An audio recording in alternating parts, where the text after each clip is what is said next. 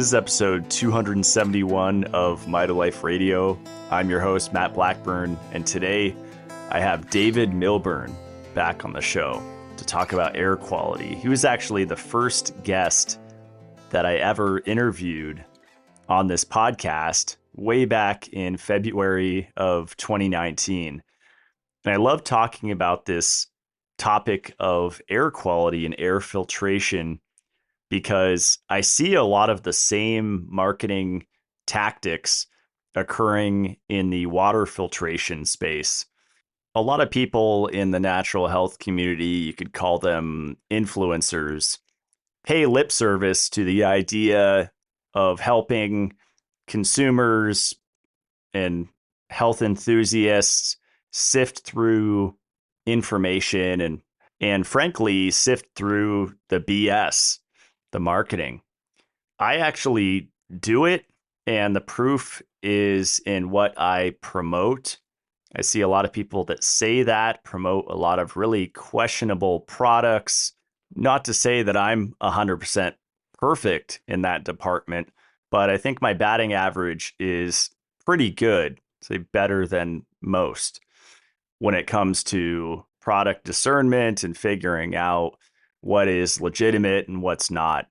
A lot of air filtration companies will send out units for free to people on social media with large followings and then send them an affiliate link and set them up with commissions. And that is their main driver for sales. To me, that is out of integrity, and it really speaks to the quality of the product. If a company has to hype it up to that degree, it usually means that the product is not that good. So several years ago, I was cruising around the Bulletproof conference and I came across the HypoAllergenic Air booth and started talking with the people there and got connected with David and was just blown away with the information that they were sharing on air filtration. And I've been using their bipolar ionization HEPA filters ever since. And they did not send me filters for free. I paid for all of them myself. So our first interview back in 2019, David kind of gave an overview of air quality and air filtration. In this show, the focus really is breaking down myths, sifting through marketing, and hopefully educating you guys of the tricks and tactics that some air filter companies are using. So David breaks down what HEPA means, the standardized rating, the grades of it, why more is sometimes not better. Talks about the MERV scale, what the most penetrating particle size means. One of the deceptive tactics that companies will use by publishing the results of the air filter in turbo mode instead of quiet mode, and why most people will not run their filter on turbo speed all the time. Why you want to use ceiling fans in conjunction with HEPA filters if you don't have an HVAC system. Why optimizing and modding your HVAC system or your central air system is far superior to using standalone air filtration units. Talks about air quality sensors and filter products. We talk about VOC checkers, why he loves the humidity sensor, and he talks a little bit about mold. I ask him about the meal vacuum that I just purchased. He talks about their air filtering window screens that they sell. I ask him about essential oil diffusers and his thoughts on how to use that, the various ways to use the Total Clean product. And then I ask listener questions, including what are some affordable options for people living in an apartment, his thoughts on radon mitigation, if they're going to develop a product to wear outside, and then what are some at-home tests that we can do. This show is just jam-packed with information, so have your notepad ready and here is David Milburn.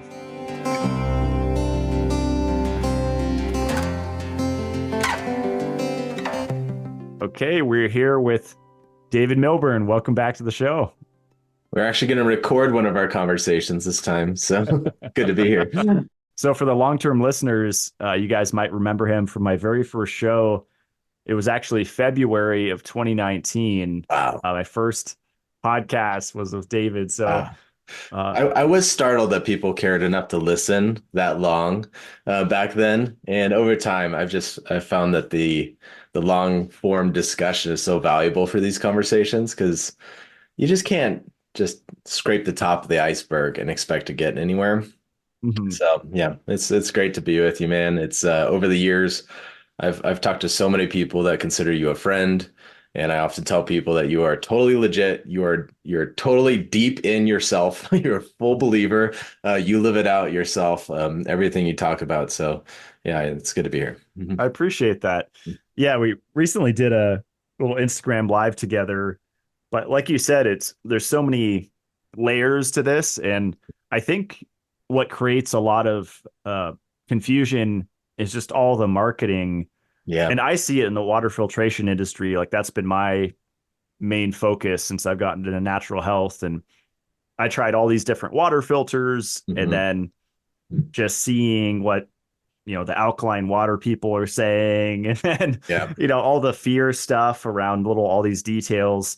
But in the end, it really comes down to what matters. And I like that that's your focus too. And so you Yeah.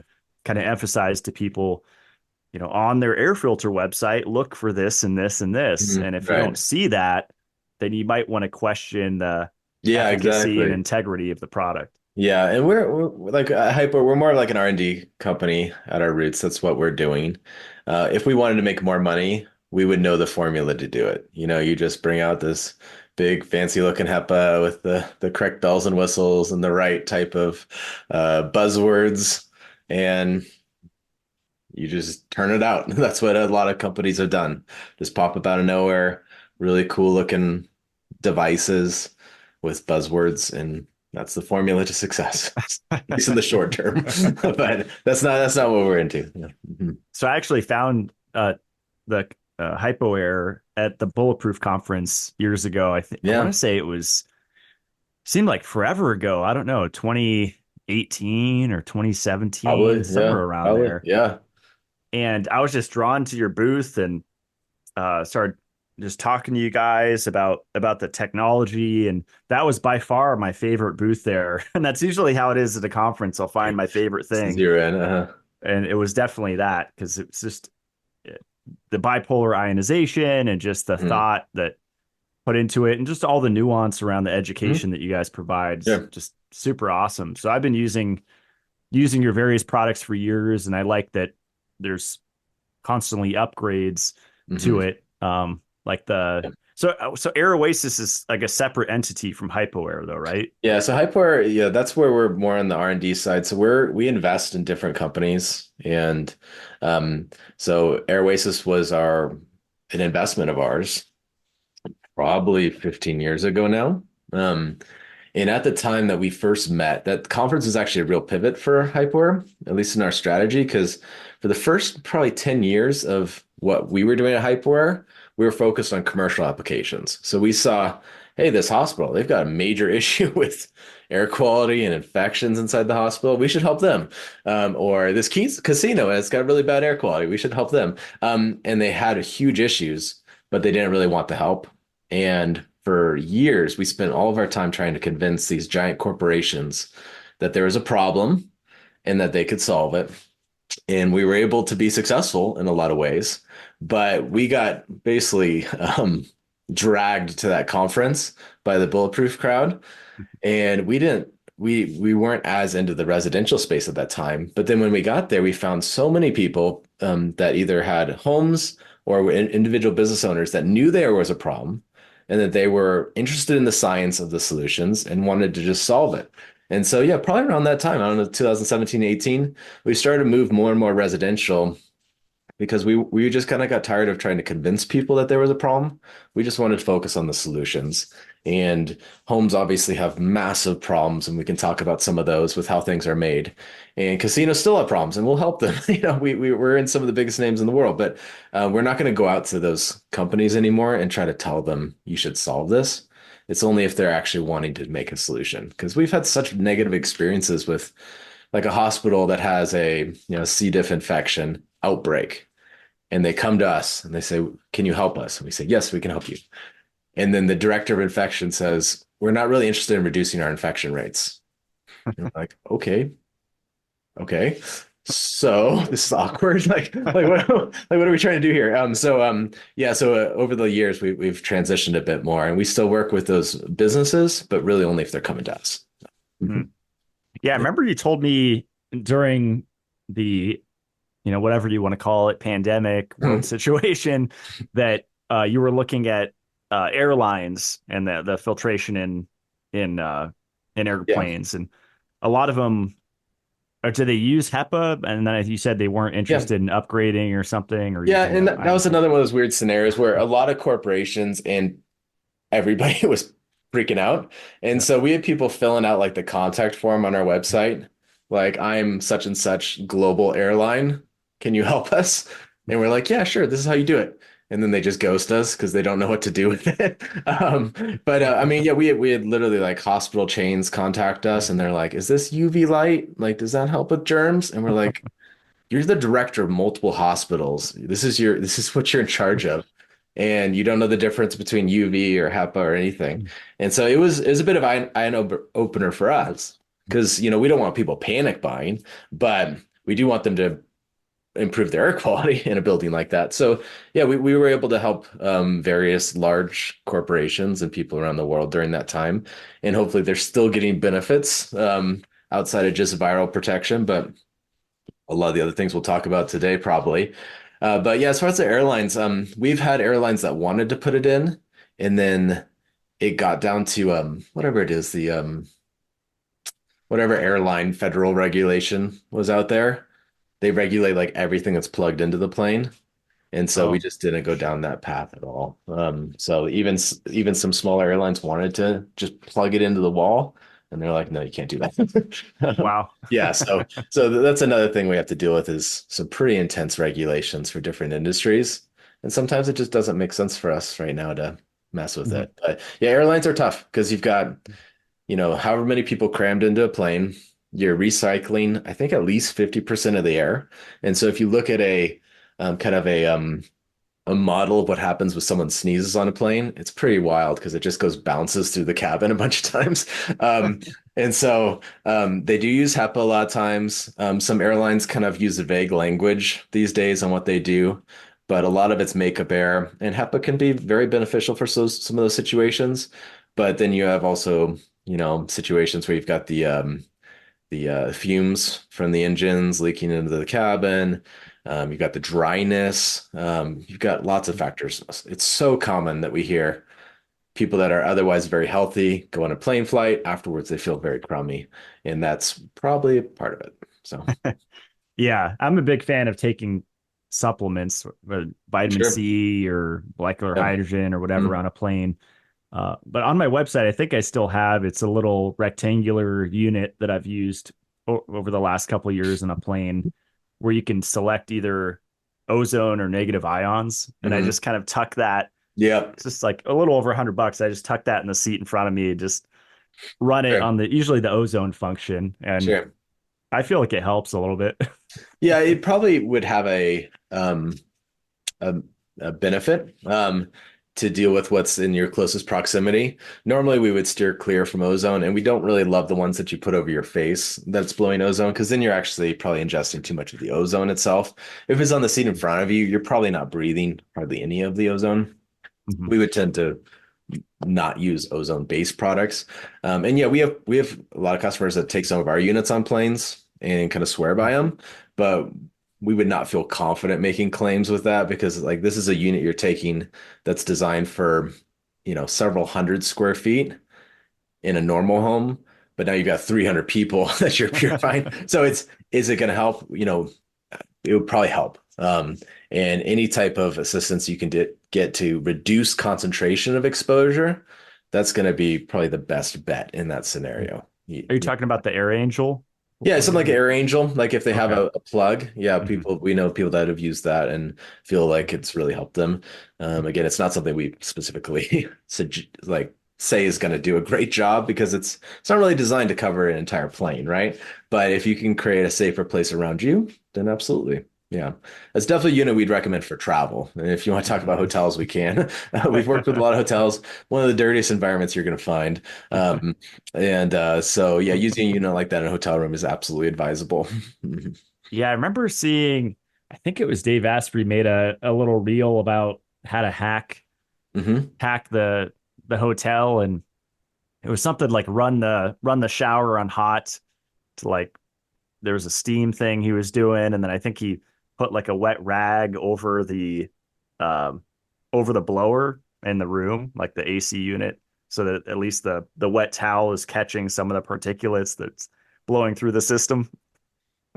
Yeah, I mean, there's probably a lot of things that you can do to make it better. And I know Dave has traveled with the Air Angel in hotels too, which is probably one of the recommendations we would have. I mean, a few suggestions we would give is first of all, ask the hotel if they have any options, because we've worked with really high-end hotels that they're not going to spend the money to do it in every hotel room, but they will do it for a few hotel rooms for troublemakers like you, Matt, that are going to walk into a hotel and say, "This smells like chemicals," or "This smells like mold.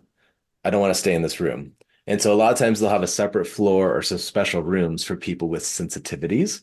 And so that'd be the first suggestion. If you can get to a cleaner room, sometimes they use HEPA. Sometimes they use different cleaning products, different bedding materials. Sometimes they have technologies like ours installed in the HVAC. So just ask.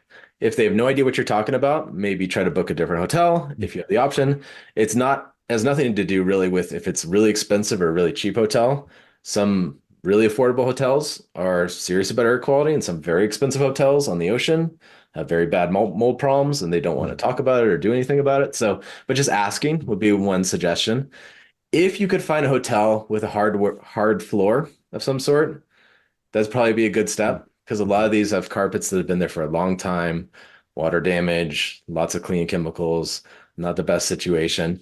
And then I heard this suggestion actually from, I think, one of our other partners, but she always requested that they change the filter in the in-room HVAC in front of her. And Wow. a lot of times she's found that they haven't changed it for years. So to the Dave Asprey point, something like a towel that might be a good fit. But if you guys change the physical filter in there, that'd probably be even better to start. And then you can see have they even maintained this thing. Um, because you should be changing them every few months, even in a normal home, and we can talk about that. But if you've got someone that's coming in there and they're throwing a party, or they're literally grilling meat inside the hotel room. We hear those stories too, over like a charcoal fire inside the hotel room. Well, you should probably change the filter after that. So maybe they haven't, but yeah, some steps like that would be good. And then if you have a unit like ours, like the Air Angel, plug it in, go out to dinner, give it a chance to work to cut the concentration, because the highest VOCs we've ever measured anywhere is a hotel room after cleaning. So you've got, every issue you're going to find in a normal home, but then they're also going to be drenching it with cleaning chemicals. And if you have other types of exposure, you maybe have increased sensitivity to chemicals.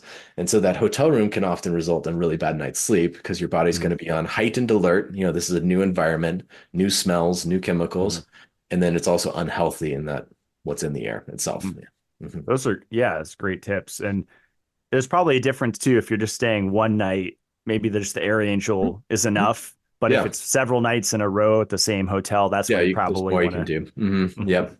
Yep. And anything that's like a multi-family, multi-unit building is going to present challenges because you can do everything possible in your unit, but your air is going to be affected by the people next to you, underneath you, above you, in the hallway. These rooms are not completely isolated. So um, there's going to be challenges depending on if the person below you is smoking a lot or something like that, and you're really reactive to marijuana or anything else. So there's other things you're gonna have to do. But anytime you're in that kind of scenario, you don't have full control. So now you have to mitigate. You have to cut Mm. concentration. At home, you can determine what types of cleaning products you use, what types of paints you use. Like, you can build a dome in your backyard. You can do all kinds of stuff. But in a hotel or in like an apartment or condo, you're going to be affected not just by your unit, but the people around you too. Yeah. Mm. Yeah, absolutely. I would add to put a shower filter on the hotel shower. Yeah, that sounds like a suggestion. Yeah. We're And working on one. It's almost out. It's just basically not reinventing the wheel, but it's just KDF 55, but a good amount, enough of the media to where it's actually having an effect at right. reducing chlorine and metals. So Yep. yeah. Yep. And the other thing is we can talk more about this too for the home situation, but the outside air in general is significantly cleaner than the inside air in general. Um, but it's very dynamic, so it's going to be changing a lot. So if you're in a hotel that's getting a breeze off the ocean, opening the windows might be one of the best things temporarily to vent, to get fresh makeup air.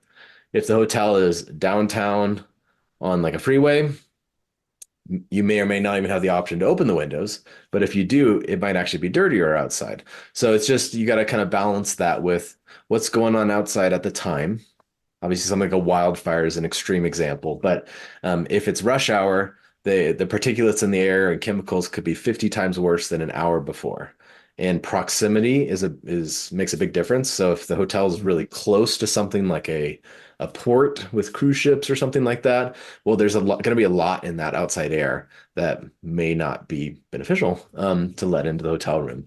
But in a lot of other scenarios, just trying to open the windows to vent the place would probably be a really good, stopgap as well. That that's a good point. So the timing of opening and closing the Yeah. windows matters too. Yeah, timing and proximity. And yeah, one of the things we talk about is so like a lot of cities have like an air quality index. Like this is the air quality for your city, but that air quality is coming from some like hilltop in the city from one data point. But the data at your home may be very different than what's happening on that one hill. If you're downwind from a road, if your neighbor is using, like a fire pit in the evening, Mhm. like it could be very geographic specific. So like Mhm. exactly where you are is going to be very dynamically different throughout the day. And it could be different than a few blocks away from you. So you don't want to just rely on this like generalized data, but where is your home or where is the hotel in this scenario as it relates to what's around it. And that could give you a good idea. Is now a good time to open the window? It might be a perfect time to open the window. And it might be one of the best things you could do to quickly vent and get better air into a unit like that. Awesome. Well, I want to talk about HEPA, and we had a phone conversation Yeah. about this recently, because on social media I see uh, just just one main brand, maybe a couple that are just heavily promoted for home air filtration, for residential applications, and I always got kind of a weird vibe Mm. because a lot of companies will send units for free to people to get them hooked, and then the person becomes an affiliate, and so they have a free unit to make money off of with affiliate commissions. Yep. And most, if not all, the products I promote, I've always invested in to start. If I like it, then I become an affiliate for the company. But a lot of these companies are kind of just Yeah. roping people in with Yep. free stuff. Yep. And with that, there comes a lot of really sketchy marketing and Mm. claims. And Right. you kind of referenced earlier, like the buzzwords. So Yeah. I kind of want to just talk about that for a bit. What HEPA is and Mm. what to look for if a company's selling a Yes. HEPA unit. Totally. Yep. So HEPA is a really good thing. So let's put that out there. Um, if we could snap our fingers and have every room of all of our clients have a high grade of HEPA with no maintenance costs, we would. It would be great. Um, but you have to balance also the practicalities with what it does and doesn't do, and then try to filter out all the marketing buzzwords to try to figure out what it is.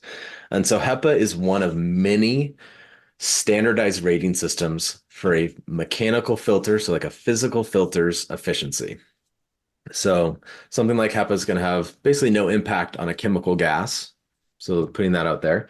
but these are physical things. A lot of times I use the analogy of a chain link fence. I think we've all seen that, so some things are going to go through it. A lot of things will be stopped by it, but this is a physical filter. And so when it comes to what you're talking about, though, is a lot of companies either use things like, what do they say, like HEPA-like, or um, things along the lines of it's like HEPA, but it's not actually HEPA. So HEPA is referring to probably 4 grades of filter efficiency, and we'll get into some of the details of that. But it actually has a rating. So it has a very standardized rating based off a very standardized particle size. So they either try to make it sound like they have HEPA when they don't, or you have like vacuum cleaners, and it's got a HEPA filter, and it's like this like little tiny thing that's like super thin, and it's like, well, I don't know how much that's going to be doing. So yeah, sometimes they'll try to associate with HEPA because that gives them search rankings on Google, or it pops up on your Amazon search rankings. So they want to have that term HEPA in there because they know people want to buy it. But then if a company does have HEPA, well, how do they differentiate themselves from the 1,000 other companies? A lot of times they're adding additional buzzwords that don't mean anything. So super duper hyper HEPA, mega HEPA, whatever it is out there, that doesn't mean anything. And I think I gave you the analogy of my son coming home with an ultra B plus. It's like, well, you either got a B plus, which is good, or you got an A minus, or you got a C, but there's no like ultra B plus.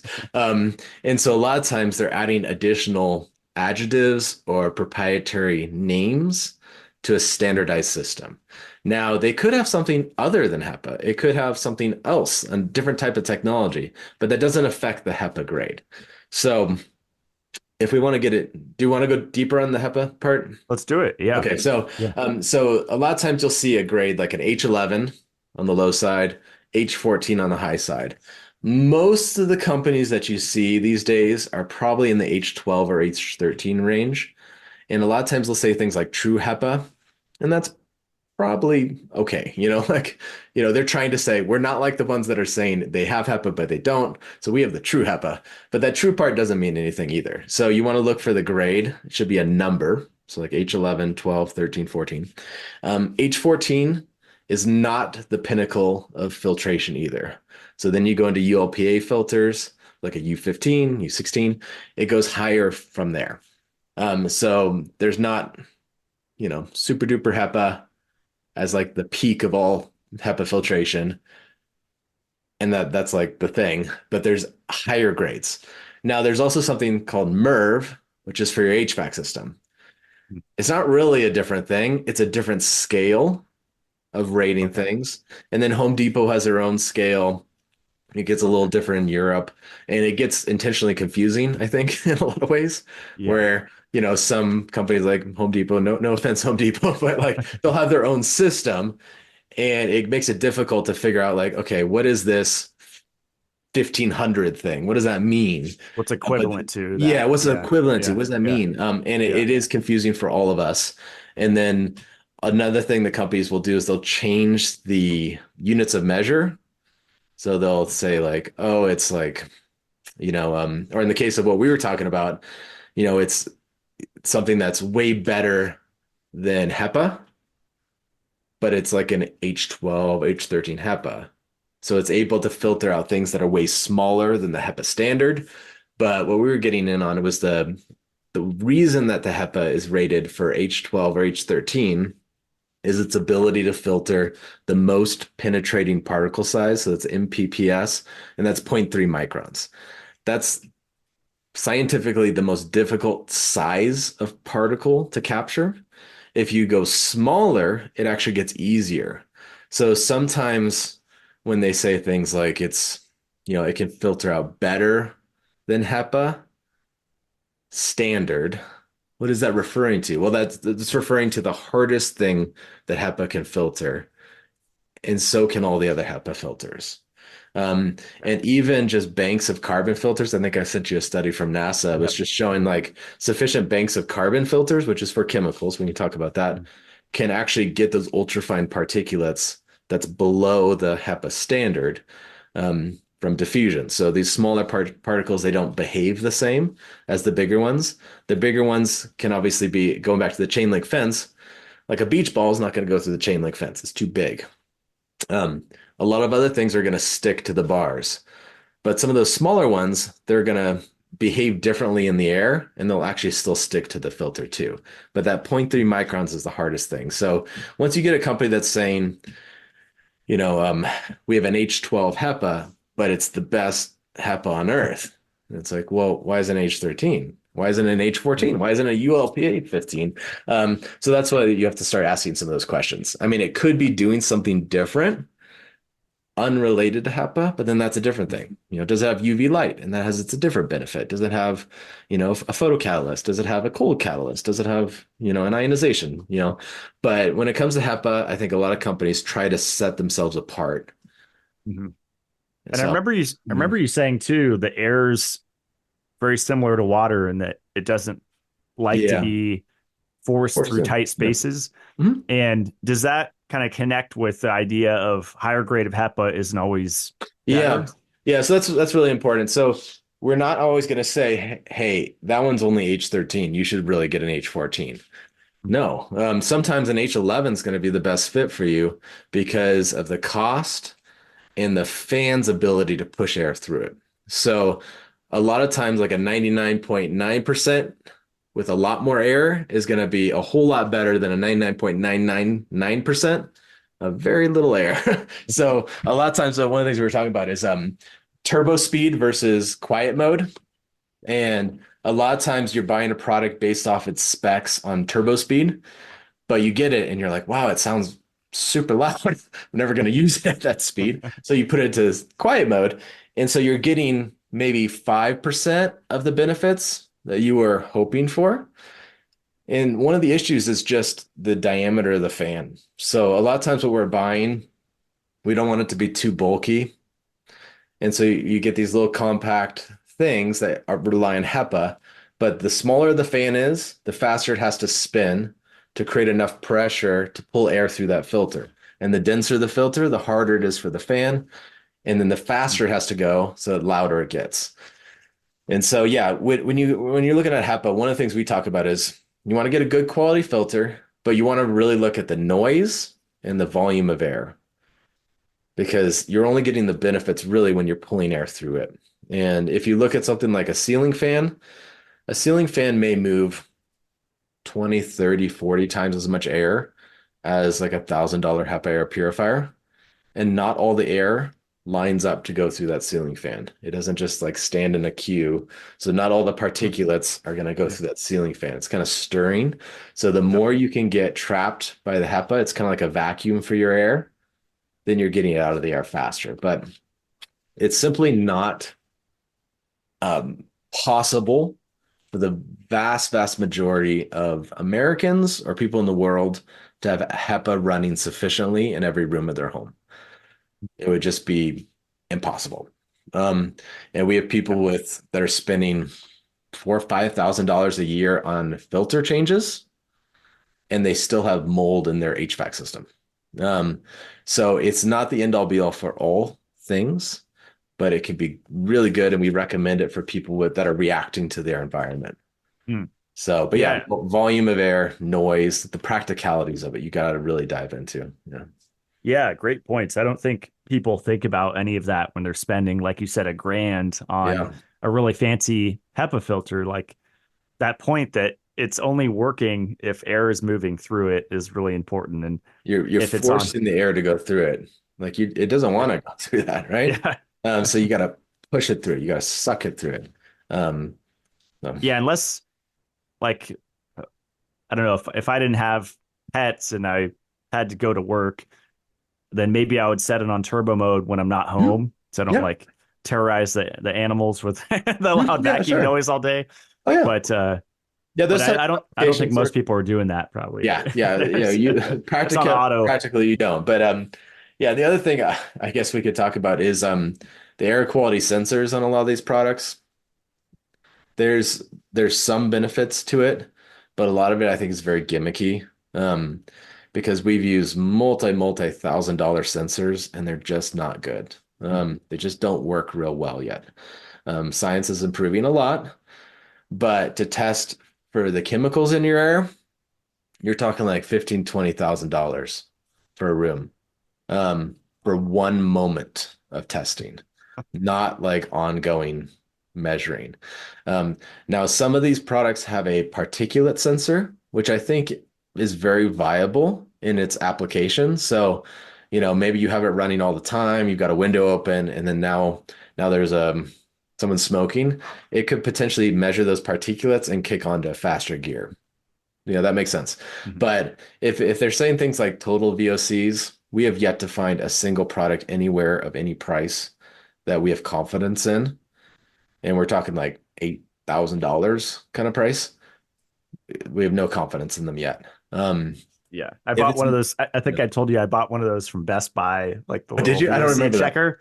I forget the brand, but Yeah, it connects to an app, and I can't yeah, remember the name of the company. But it was just a tiny little yeah. rectangle thing that you put on your counter, and you can keep it plugged in to like Yep. a USB thing. And it was probably inaccurate, but I did notice that when I opened the windows, it went down by like 50% or more. Yeah. Normally what they're doing is they're looking for a specific type of VOC Hmm. and then guesstimating the rest. And that's totally legitimate. And for some applications, you can look for a very specific type of chemical, and that's very legitimate. Our concern is, we've taken these monitors into a casino on a Friday night, and it's 0 parts per billion VOCs. And it's like, I don't think so. And because it's not the type of chemicals they're looking for, even though cigarettes putting out something like 7,000 types of chemicals, I forget what it is. It's not looking for those specific types. So someday, hopefully this year, hopefully next year, maybe 10 years, we're going to have a device that acts like a dog's nose and it's picking up all kinds of chemicals and particulates and, you know, mold VOCs and, you name it. It's going to be able to sense it, and that's going to be really helpful. But right now, it's limited. Our favorite sensor really is a humidity sensor right now. It's like $5 and you can get a plenty accurate reading on humidity. But if you've got pockets of humidity in your home, you're going to have mold issues, almost guaranteed. And so, like, that's a very practical, very affordable air quality sensor. What is there usually a number that you don't want the humidity to get over, or does it vary? Yeah, I mean, there is, but I think the first step is getting to know what's going on in your home, because if you live in Australia, the humidity might be 98, and that's not great. That's not great. We would prefer it to be under 50 in your house, really under 60. So once you get above 60, it starts to be a very happy environment for mold to grow. And one of the issues that you run into is if you have that higher humidity ranges, you could have that wet towel in the bathroom that's not drying. And so you've got surfaces that aren't drying. And so then that's facilitating mold and bacteria growth in those wet materials, surfaces, and then that leads to other problems. So there's ways around that. There's ways to mitigate it depending on where you live, the construction of your home, all kinds of stuff. We get way into that. But at least starting with what's going on with the humidity in your home is going to be one of the best things that we've found practically to get ahead of future problems with mold and bacteria in the Hmm. house. Awesome. Yeah, I learned in my greenhouse that airflow is everything for humidity. So just when there's sun and it's warming up and it kicks on my solar vents, it just shoots all that humidity out the top, and Yeah. it's been nice. But in the winter, I was hovering around 95% humidity, and without air movement, it Yeah. was like impossible to bring it Yeah. down. Yeah. We have an article that addresses fighting mold just with ventilation. And so sometimes literally just fans blowing on a surface can help dry out the surface and better spread out the humidity. So you kind of have like a distribution issue where you've got a lot of humidity in the bathroom, but the kitchen's okay. And so you want to stir that air, blow on the surfaces, and just that alone can make a big impact. Now we'd rather exhaust some of the humidity if possible. So, you run in the shower and the humidity is trending above 60 and it kind of stays there, it doesn't dry out, we would rather exhaust that humidity than have it just sitting in that bathroom. And so if you have central air, we can talk about central air. You've got a lot of tools at your disposal, multiple times more powerful than a HEPA, that you can circulate the air, filter it, dry out surfaces. But dehumidifiers are an option. Dehumidifiers also grow mold. So you have to like see where are the limitations of these different things. A whole home dehumidifier can grow mold, but can be a really good option in certain climates. But yeah, just starting with, educating yourself on what's going on outside, what's going on inside. And the air in your home is dynamic. It's going to change throughout the seasons based off of activity and based off of which room you're in. So yeah. Yeah, I definitely wanted to talk about central air, which that's the same thing as like an HVAC system generally, right? Yeah, it goes by lots and lots of names, but really what we try to simplify it down to is if you have vents somewhere in the wall, floor, um, you have some sort of central air system. There's lots of weird types all around the world, but it's relatively unique to North America that our homes have these central systems. I don't think you have one, for example, but a lot Off-grid of places. cabins. Yeah. Yeah, and it could be something like you live in an apartment and there's a small version of that for just a one room, but you've got a built-in fan system and filter that heats or cools the air. And then sometimes there's also variations that are bringing in air from outside. But a common misconception is that your AC system that has this like giant little fan thing outside is somehow pulling in fresh air. In most cases, that's not true. That's just for the energy exchange. And so normally our AC or heater systems are just circulating the air inside the home and changing the temperature. But those systems are very prone to have air quality problems. And I'm sure I've told you this before, but I've talked to people that spent six figures on biohacking equipment and they've never changed their home's HVAC filter ever for like 3, 4, 5 years. And yet all of the air that they're breathing essentially is going through this filter and it's actually becoming the dirty air. So it's very common we hear these things called like sick building syndrome, where every time the AC comes on, your eyes get red and you feel gross. And it's like, that's very common. It should be, in our estimation, the opposite. That should be the cleanest air coming into your room is through the HVAC system. But a lot of times these things are out of sight, out of mind. They're located in an attic that's questionable or a basement that's moldy. And then the filter hasn't been changed regularly. It's somewhere in the range of like 82% of Americans have not changed their HVAC filter when they should have. So it's like a big percentage of people. And then, a lot of people, no one ever taught you like in school to change your HVAC filter. Like no one ever educated most people about this. So you bought a home or you moved into a house and it's just kind of like the AC comes on and it gets cooler. It's just not something people have thought about, but a lot of times that's kind of the when you talk about root causes of health, like when it comes to the home, that's one of the biggest root causes of problems that we see is the HVAC system. But it can also be to us one of the biggest tools to purify the air in a home. Yeah. That's awesome. Yeah, I lived in California for a short time. I think lasted like 4 months last year, and I was fortunate to have you come out and do a home assessment. And we walked around the house, and David recommended. So I was originally just going to put in these bipolar ionizers that they sell on HypoAir that go onto, I believe, the blower, Yep. which I had several in that house. And as air passes over it, then it releases two different types of ions, and that's a huge upgrade, your HVAC system alone. Yep. But I didn't consider, he showed me the intake in the wall. So I think we're in the master bedroom. Yeah. And he pulls off the cover and he shows me it's like this spider's web looking filter. Yeah. And I think you were saying like, bugs could probably make it through there. You're kind of joking, but it was just barely any filtration. It was just very like spider's web looking thing. And it was like a MERV 1. So, okay. So like on the HEPA rating system, it was basically the lowest possible grade you could get. And wow. Yeah. And so you recommended, and you guys sell this, I believe on HypoAir, like different HEPA and carbon filters, right? That go in. MERV plus Or- carbon. So the Okay. MERV is the particulate rating plus carbon. Kind of getting back to our HEPA conversation, there's nothing inherently special about our HVAC filters. We started supplying them because we were becoming increasingly aware that homeowners weren't up to date on what their HVAC system had, or if it had a filter. But we do recommend adding carbon in there because that can absorb chemicals, very inexpensive for the benefits. But yeah, if and we this is a whole total different conversation about pressure in your HVAC system. You don't want to buy the most expensive filter on HypoAir or somewhere else, like just jump and get a MERV 14.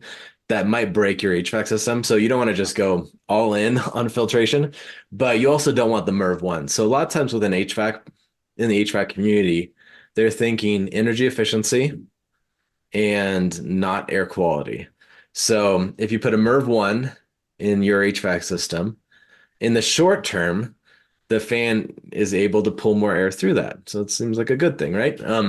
Even from an energy efficiency standpoint, though, you get dust, and in your case, like flies going to your HVAC system. So you get just basic dust getting in there. You're going to actually clog the coils that cool the house, and it actually makes the system work harder. So getting back to our commercial roots, for years, we were selling products for air handlers on top of big buildings, and they didn't care about air quality. It was kind of like, we're doing this for air quality, but they were doing it for energy efficiency. So they wanted to keep the coils clean and purify the air and use less energy. But even just in the HVAC community, it's pretty uncommon for someone that installs an HVAC system to put a good quality filter in there. And right now we're working on some proprietary IP and patents related to giving people more data and tools on this.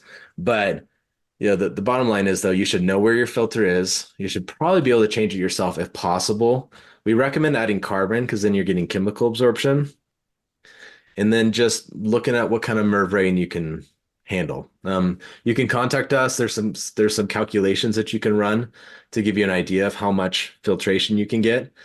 And then there's also things you can do. Like one of my colleagues kind of ran the calculations and realized, hey, the filter size, like the dimensions of the kind of the filter space is too small for the size of her HVAC and for the kind of Hmm. filtration that she wants. And so she spent $50. She's a do-it-yourself, very smart person, and she put a second filter on. So you double the surface area, you can basically Oh, double the quality of the filtration without adding any pressure because you have more surface area. So there's other ways to kind of, once you kind of start walking down this, that sometimes you can do some minor modifications or some bigger modifications, but you could have that super duper mega ultra HEPA on your HVAC system if you had sufficient surface area. So you could have an H13 HEPA filter on your HVAC system for the entire home if you had the right amount of surface area. interesting. Mhm. Yeah, I like that you guys came out with the H13 HEPA and carbon for the little mold the Mhm. mold guard. Yeah. So I switched those out in I have one in Mhm. each bathroom. Yeah.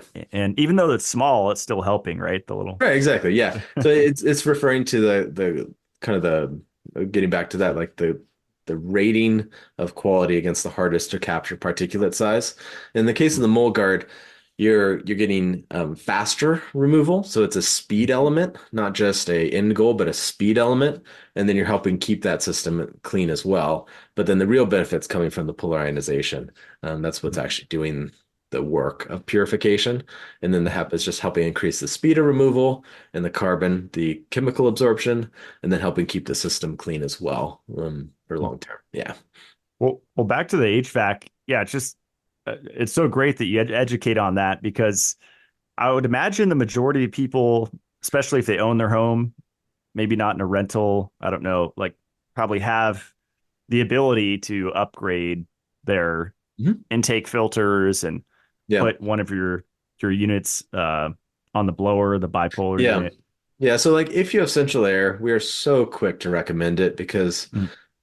the cost versus benefit is so much more affordable than anything else we offer or that we think that you can get. And the scale of purification that's coming from your HVAC system is so much greater. And we have conversations a lot about just using your blower. So a lot of thermostats are going to give you kind of varying degrees of control, but you've got this giant fan system and duct network that you can use to help purify the air, even without our technologies in your home, as long as you maintain that HVAC system well.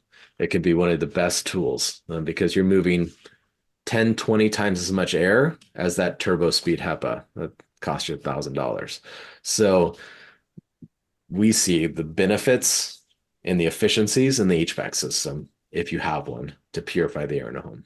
Mhm.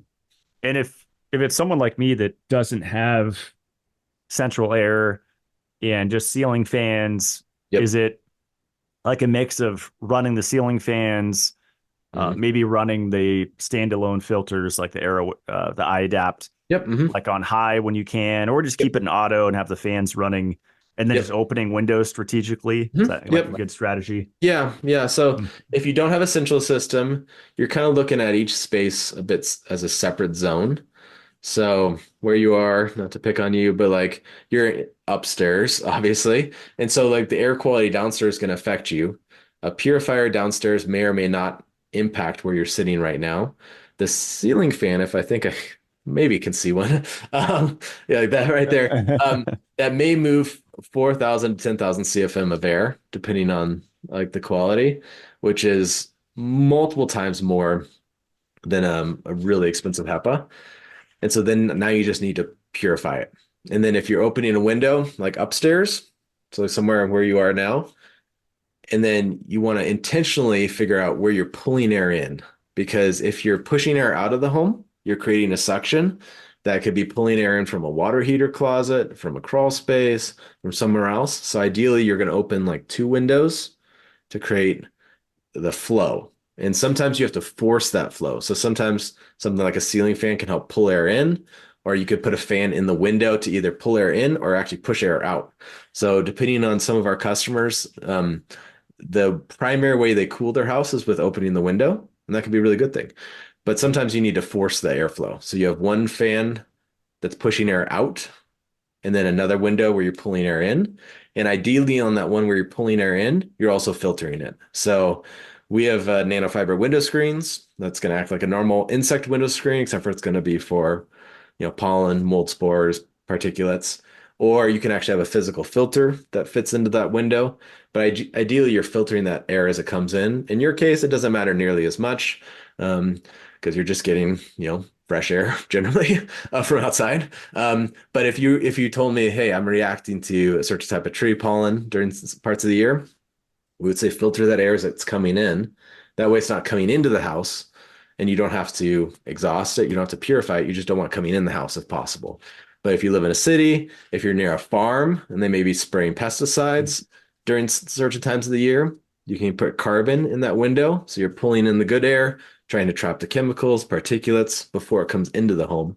And then you have another space in the house, whether it's a bathroom exhaust fan or a kitchen exhaust vent, that's pulling air into the house and out. But then also, not to pick on your California home, but I forget what it was, but it was venting the air into the attic, which is very Yep. common. Mhm. So you Yep. want to be a little careful of, you're From the showering bathroom, I from the think. bathroom. Yeah. Yeah, so you're Yep. Mhm. showering and you're venting the humidity, not outside, but into the attic. And then in some cases, I don't remember in your house there, but in some cases, that's where the HVAC system now is. Mhm. So you're pumping the humidity from the home or I exhausting think the it back was air in there. quality, yeah, Yeah. into the attic. And it's Yeah. very common that if you think about like an attic, like a typical home, like a little triangle on top, a lot of times they only insulate the bottom. So they're insulating kind of the livable areas. And then the top triangle part is uninsulated. And then that's where your HVAC system is. And so then that's where all your air is kind of going through. It's supposed to be sealed, but it's not necessarily. And we hear all these horror stories of like new home construction, certainly old too, but like I just built my home and it's 2 months old. And then we have mold in the attic, and that's where the HVAC system is. So want to be a little careful of these like kind of extra spaces in your home because long term they can affect you. Now we have people that they say like, "Hey, I'm renting this home. I think the attic has mold. I'm gonna be here for 6 months. What should I do?" And we're gonna say, just focus on the bedroom. Don't worry about the attic. Don't try to mitigate that. It's gonna be for the homeowner. Um, But long term, if it's your house, you want to be careful of crawl spaces, basements, attics, Hmm.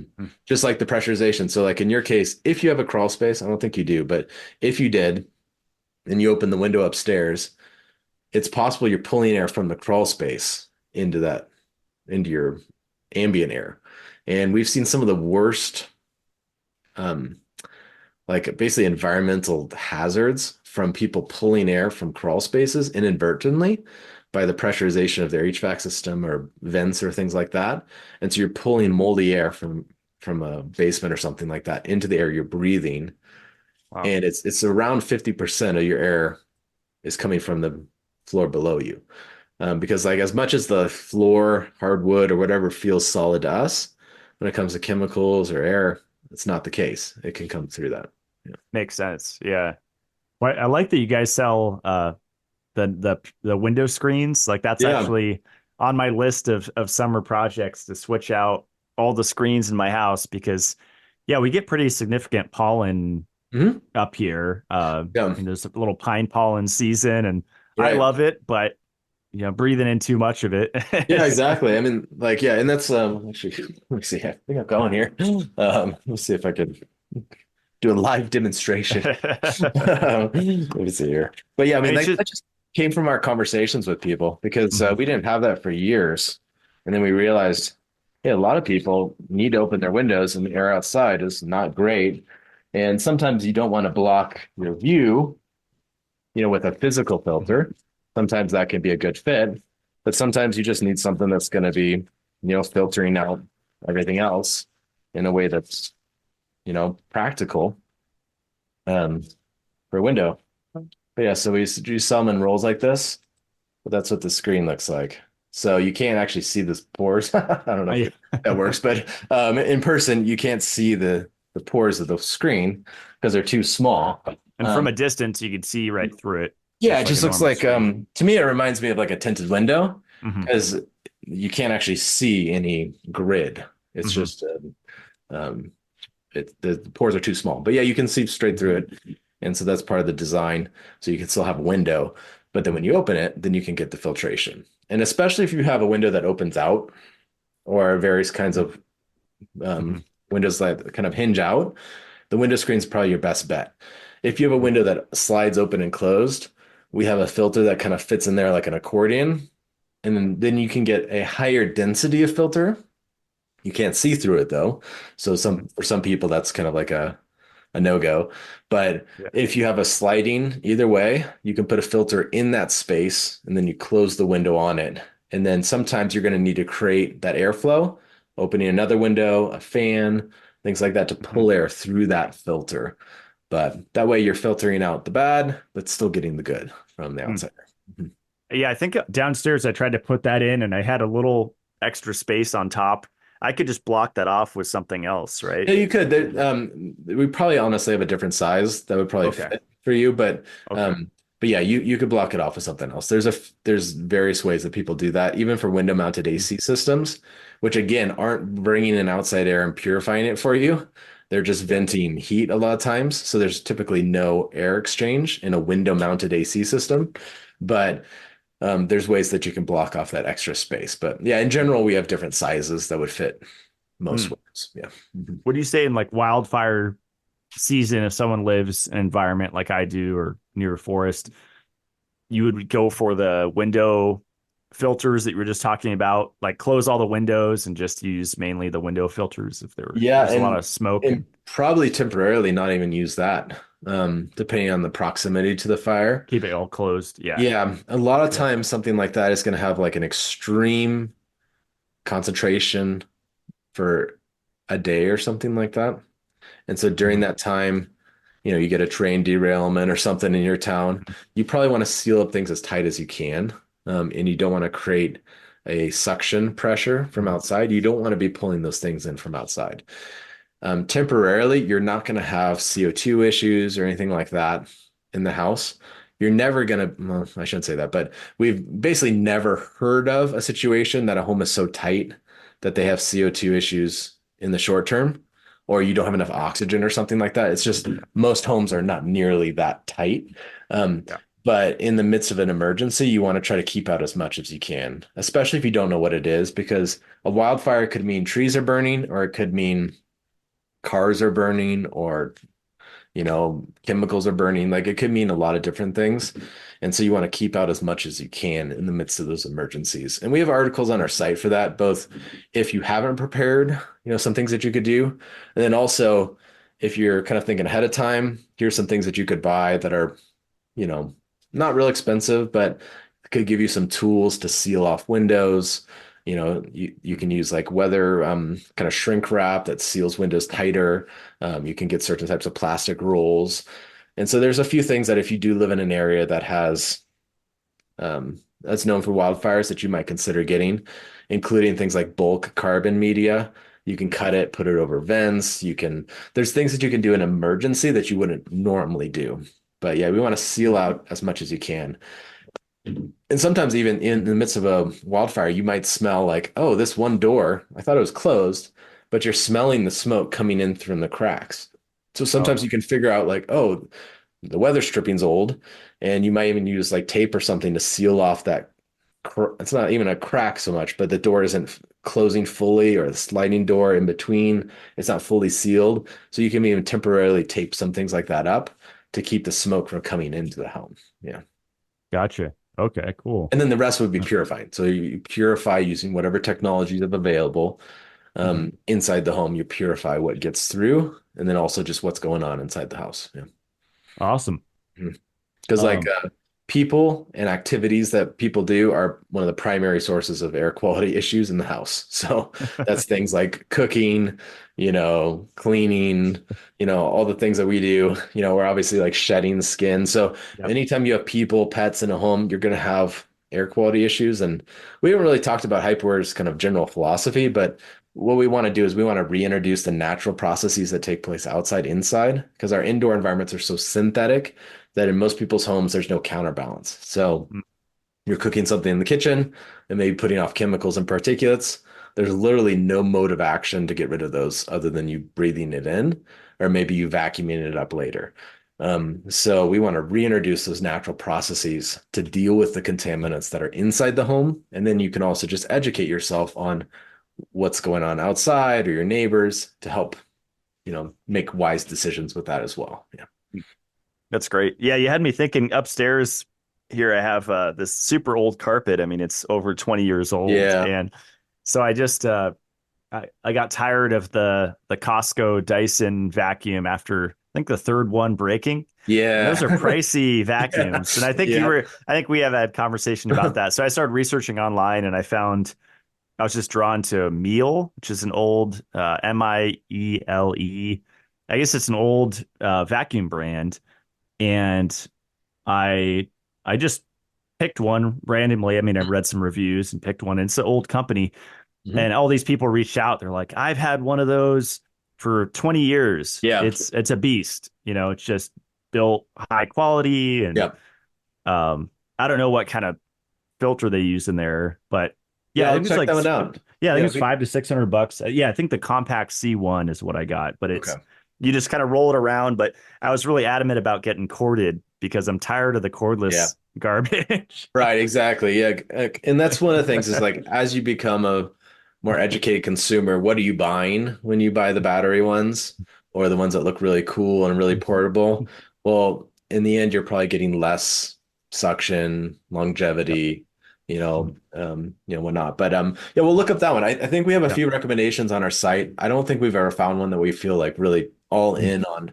Let's recommend it. But to your point, though, carpets and rugs are a major source of issues we hear about. Mhm. And in some cases, you can clean it perfectly, but the carpet or rug is beginning to disintegrate. And so as you walk on it, it's actually falling apart. It's perfectly clean, but Wow. it's starting to fall apart. And then you're aerosolizing these particulates. And then that's what you're reacting to. Now, they also kind of act like a filter in a way, in that it can trap things like mold spores. And then as you walk on it, now you're kicking those back up. And that's very, very common. And so a lot of times carpets are nice, rugs are nice, but if you are reacting to the environment, we'd either say take carpet care very seriously or get rid of them. And there's some safe ways to do that. Another issue that we see with some vacuums is you're aerosolizing a lot of those smaller Mm. particulates. So as it's sucking up, your vacuum smells weird. It's blowing things into your face. Well, that means there's stuff in that exhaust, so not all of the air that's going into the vacuum is staying in the vacuum, and not all the particulates that's going into the vacuum is staying in the vacuum. So sometimes the cheaper vacuums can actually be kicking those old mold spores up or other things. And we could talk about mold if we want, but those mold spores could be dead for 10 years or 2, 3 years or something like that, and they could still have toxins in them that you're going to Mhm. react to or be very bad for you. Um, so yeah, carpet care is really big. We see that a lot. Also, carpets can hide problems. So I remember one kind of horror story. I hate to give bad news, but like the guy was sleeping in the master bedroom with the carpet under the bed that was hiding a ton of black mold.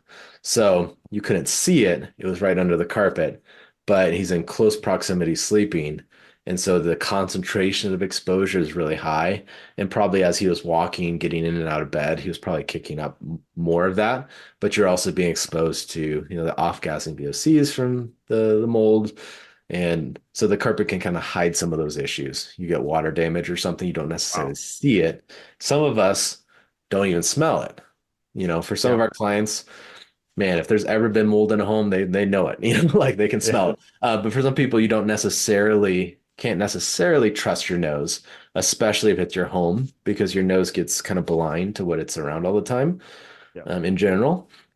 So yeah, carpets can be a problem for air quality. What do you think about those bed cooling pads that where there's a unit? And I tried the really expensive one and it just brand new and it just broke out of the box. So I'm not a fan of those anymore. But the unit that that runs water through and you put it on your bed and it cools you in the summer. Yep. Do you think those are mold factories? Because the water is constantly in there, even though it's circulating. Yeah. So I mean, like It's if you're in Florida and you ask us, how do I test for mold? We say, don't bother, you have mold. If you're in a humid environment, many sources of moisture are going to become those mold magnets. And we hear stories where it's a very small leak or something along those lines results in a very large mold issue very, very quickly, mm, including dehumidifiers. So the dehumidifier is taking moisture out of the air, which is a good thing, but then it's concentrating it, and then often that's going to grow mold. And I would probably say the same is true of any other device that has water can be a mm, breeding ground. So if the rest of the environment is prone to mold growth, I would say be more and more cautious of something like that. If you're in mm, a dry environment, there's probably not nearly as much mold in the air to begin with, and it becomes less of an issue. You can mitigate, exposure just to something like that, and probably with proper cleaning. I don't know exactly the design of a system like that, but with proper cleaning and keeping an eye on it, it's probably fine. But if you're in an environment that's prone to mold growth, any source of moisture can be a problem. Yeah. mm. Yeah, I just got the newest humidifier that you guys have, and I started running that in my bedroom at night, and I feel amazing. I mean, I'm back to using the nasal dilator thing, the breathe strip, whatever, and I combine that with the humidifier, and I feel like that combo Yeah. improves my sleep. Yeah. Right. Yeah. And that's the thing is like humidifiers are not necessarily bad. Dehumidifiers are not necessarily Mm, bad. mhm, If you have too little humidity in your air, then that's going to be very uncomfortable for people. You're going to have problems with that. Dryness can result in some particulate issues. Particulates can stay airborne longer. And so really what you want is a even distribution of humidity, for one thing. So you don't want like a humidifier sitting on your 20-year-old carpet and then a lot of the moisture is like kind of dampening the carpet there and then causing problems. So you want a good circulation so the humidity is spreading out, but you don't want too much either. So that's why the humidity sensors are important to us because you don't want too much in one room and not enough in another room. You want a good distribution. And that sweet spot is going to be different for some people, but 30 to 50 is going to be a great range for most people. And depending on where you live, it could be less than that, it could be more than that. But if it's more than that, you just want to mitigate the growth. So We work with environments like winery aging rooms, where it's a damp, dark, 100-year-old cave that has to be, I think, 64 on the humidity scale. So you can't get rid of the humidity. You need it for the wine aging. So you have to deal with the mold. So you have to suppress the Yeah. mold growth. So there's different ways of doing it. But yeah, some humidity is a good thing. Yeah. Cool. Yeah, I'm putting in a root cellar. The plan is anyway to do that this summer. I don't know, shipping container or something. I'll figure it out. But I'll probably be reaching out to you for that solution because it's going to Mhm. be near my lake. But Nice. yeah, I misspoke. I said your humidifier. It's Air Oasis, which I guess is Oh a yeah, that's fine. partner or whatever. That's great. But Yeah. So we're very much advocates of our are partner sister company. Yeah. are there tips that you recommend? Like, because I know there's like the one humidifier I was using until it broke, which it didn't last very long, was a stainless steel reservoir, and I know companies are marketing that, but I think it was just built cheaply because it didn't last longer than Yeah. I don't know 6 months. But this one seems high quality. And would you say occasionally I should open it up and put it out in the sunlight or put ozonated water in there? Any ideas for Yeah. keeping I it mean, in clean? your case, you're probably gonna be fine. You have a lot of other technologies in your house that's mitigating the possibility of kind of cross contamination of mold. Um, if you're using a dehumidifier in an environment that already has a bunch of mold, that's where we see the biggest problems. So, a Florida home that has a whole home dehumidifier, but there's a high concentration of mold in the environment. Well, that whole home dehumidifier has no way to kill mold. And so any mold that gets in there can find a happy home. So we would probably say introduce some sort of germicidal technology in the space to provide ongoing suppression. And then, yeah, regular cleaning would be recommended for something like that. And that could be things Gotcha. like sunlight. That could be other things. There's lots and lots of materials that are naturally suppressive to mold growth. Um, and so I think there's a lot of options there. I don't think there's anything that we specifically recommend as far as like brands other than our sister company, but we're really big on materials and the impacts in the future that the types of materials we use to build our homes and devices can have on the air quality and just natural suppression of growth. So yeah, we have an article on our site. It's one of my favorite ones to share, all free if anyone's curious, but that just compares ancient building methods versus modern. And like you look at our modern homes, and we're basically sealing up the energy as much as possible using materials that are prone to mold growth and that are off-gassing chemicals. And then you compare that with older buildings that are much more breathable. And we're talking really old, but and they use things like lime plaster that actually had germicidal effects, use things like copper that 100 years later are still killing things like mold and bacteria on the surfaces. So there's all kinds of natural materials that have their own benefits versus kind of the modern experiment that we're all facing with this very synthetic environments that don't have any kind of natural countermeasures to these Mhm. types of contaminants. Yeah. How Because would you use? ideally, your Oh, go home is ahead. built in such a way that you don't have 80-90% of the issues that we see in most of our clients, just the way the home is made and the materials that Mhm. it's used. And then the purifiers and all that are just for the other problems. Yeah. Mhm. Yeah. I think you said at the start of this interview that there's there's a lot of issues with the way that we build homes, and I was telling you I'm excited for like a year and a half. I'll have a ceramic Yeah. geodesic dome that I'll live in, which that material Hmm. doesn't off gas. I mean, Hmm. fireproof, fire resistant, Hmm. breathable. I mean, there's just so many benefits. Right. I feel like you know wood structures, cabins. I mean, there's so many levels where you can skimp on materials, right? And Yes. people often do to cut costs. Yep. That's an issue. Yeah.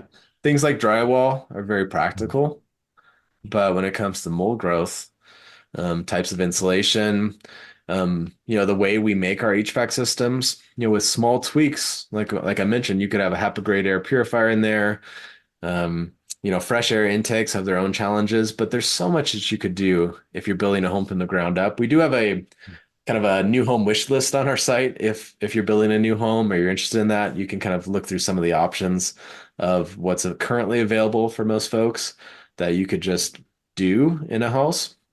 Right now, we're focused on modifying existing systems and existing homes, But in the future, yeah, we hope to be much more involved with how to build systems and homes right in the first place.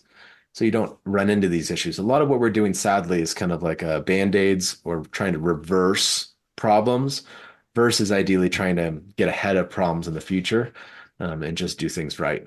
But yeah, I mean, just in something like cleaning products, cleaning chemicals you use, paints that you use. I mean, there's paints out there that have, copper in them, um, titanium dioxide in them. They react with sunlight. There's all kinds of just really promising things that people are doing. Lime-based plasters that you can make yourself, to do like a lime wash of a bathroom.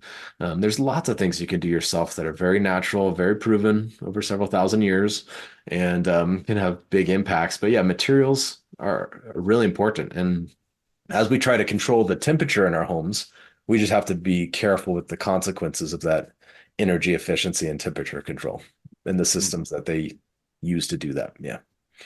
Yeah, you guys have so many articles on the HypoAir website, and I just noticed one, the how or when, why, and how do I clean my mini split unit? And Yeah. hopefully this I've been through 2 summers up Yeah. here, or 3 summers, I think, without AC.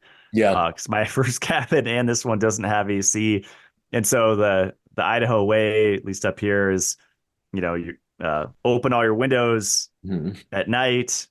In the heat of the summer, usually that's like Yeah. 8, 9 p.m. and then close them all in the morning when the Mhm. sun comes out. Right. And that works fairly well, but I just have to, Yeah. close it up like Fort Knox for the whole day, which Mhm. probably isn't the best for air quality in the middle of summer. It'd be nice to be able to have some fresh air.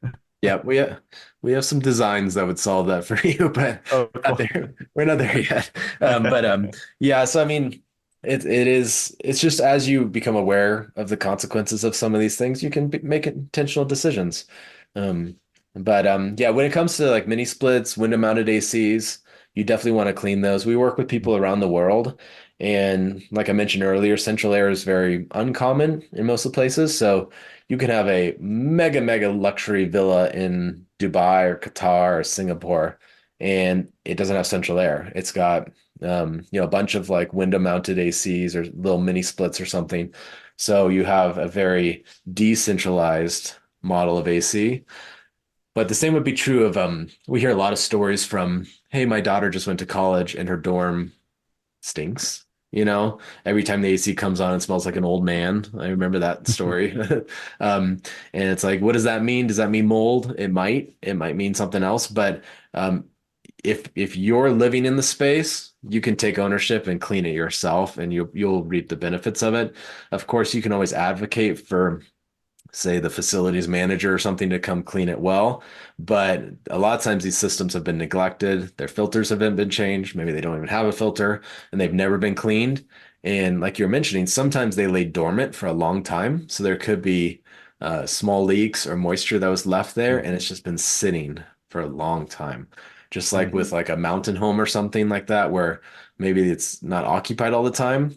A lot of times these AC systems lay dormant for long periods of time, and then when they come on, well, now they're spewing bad air at a high velocity towards you. So, yeah, it's Wow. good to maintain those or to have, um, run that blower occasionally. In the case of like an apartment, a lot of times what we recommend is something like our Mold Guard or Air Angel, which is a smaller unit, but you put it by the intake of those systems. So then it's pulling the air in that's been purified and also the ionization. So you're getting the suppression inside of the system, and then the air coming back out is now ionized. And so you're purifying the air in the room as well. And so you're leveraging the airflow. And that would be true of something like a commercial grower, someone's growing like marijuana or something in their house. Um, you might have a mini split or something. You might have a very different environment for one room. You can put a unit near the intake for that AC system, and now you're converting into an air purifier and trying to get ahead of future problems inside the system and inside that room. Yeah. I'm taking notes for my future grow operation here. No. Yeah. Yeah. We've heard some amazing stories of what people do. Some have been innovative, some have been questionable, but we can compare notes if you go down that route. But yeah, I mean, whenever you have a system that's changing the temperature, and if you have any type of biologicals people, plants, soil, you want to have natural suppression of cross contamination. So you want the good bacteria, we're not trying to sterilize the environment, but you want to get ahead of these unnatural situations like a mini split that's just constantly moist in a dark environment and try to suppress that. Mhm. Have you seen it where it's possible to switch out like the filter on the mini split or window unit? Is there a way to upgrade it kind of Yeah. like with the HVAC system? Yeah, you can get bulk carbon media. We sell it, but again, there's nothing special about it. You can get it from like a pool supply store. You want to look at a good quality carbon, something that's made from like hypoallergenic, like coconut shells or something. But you can cut these yourself. So a lot of times there might be a space for a filter, or you can just cut out the right dimensions and either put it inside the system or on the vent. And that way you're getting some chemical absorption, some purification. There's other type of filter media that you can buy and just cut yourself. And then depending on aesthetics and the type of system, you can either try to hide it inside or put it on the outside and either magnet it on or tape it on or something. But yeah, you can absolutely do some of that yourself. You don't want to go too intense with the filter media, getting back to the HEPA conversation. You don't want to put too much density there, and there's ways around that. So like even like if you think about like a V shape has like twice the surface area of a flat surface. So sometimes you can create like a V bank, which is what they do in commercial settings. You can even have like two canyons there. So like you have the equivalent of four filters in some situations, and then you can have four times the surface area, and you can get a much higher density filter, depending on the type of layout. That's what a pleated filter is. If you've seen a pleated, so it's kind of Oh shaped yeah. like this. You're creating more surface area and within the same spot. Yeah, basically. Awesome. Awesome. I wanted to ask your thoughts on how to use essential oils because now that I have actually have Mhm. an octopus aquarium set up, I think I told you, and just a Yes. few saltwater aquariums. I know with fish and aquariums in general, you have to be careful with diffusing around, and even I think cats and dogs can be sensitive to certain Mhm. essential oils. So kind of the placement is my Yeah. understanding is important. Yep. But do you use that at your home, and how do you use it, or how do you recommend people With a lot of things use? like that, yeah, what we want to do is we want to get rid of all the bad stuff in the air. So you don't have to put as much as good stuff to make up for it. And our our favorite bad example is casinos. A lot of the casinos we would work with, instead of getting rid of the cigarette smoke, they would put on synthetic coconut odor on top. So now you have smoky coconut smell. Um, and so you don't want to layer on the bad with good. We would want to get rid of the bad. And so you have less of the good and not synthetic coconut. But if you want to put, various essential oils for different applications and yeah, we've used that with our sick kids, for some various things. Just like we humidify the air a lot more with someone that's sick. But essentially, you want to get rid of the bad, and then you can reintroduce positive things.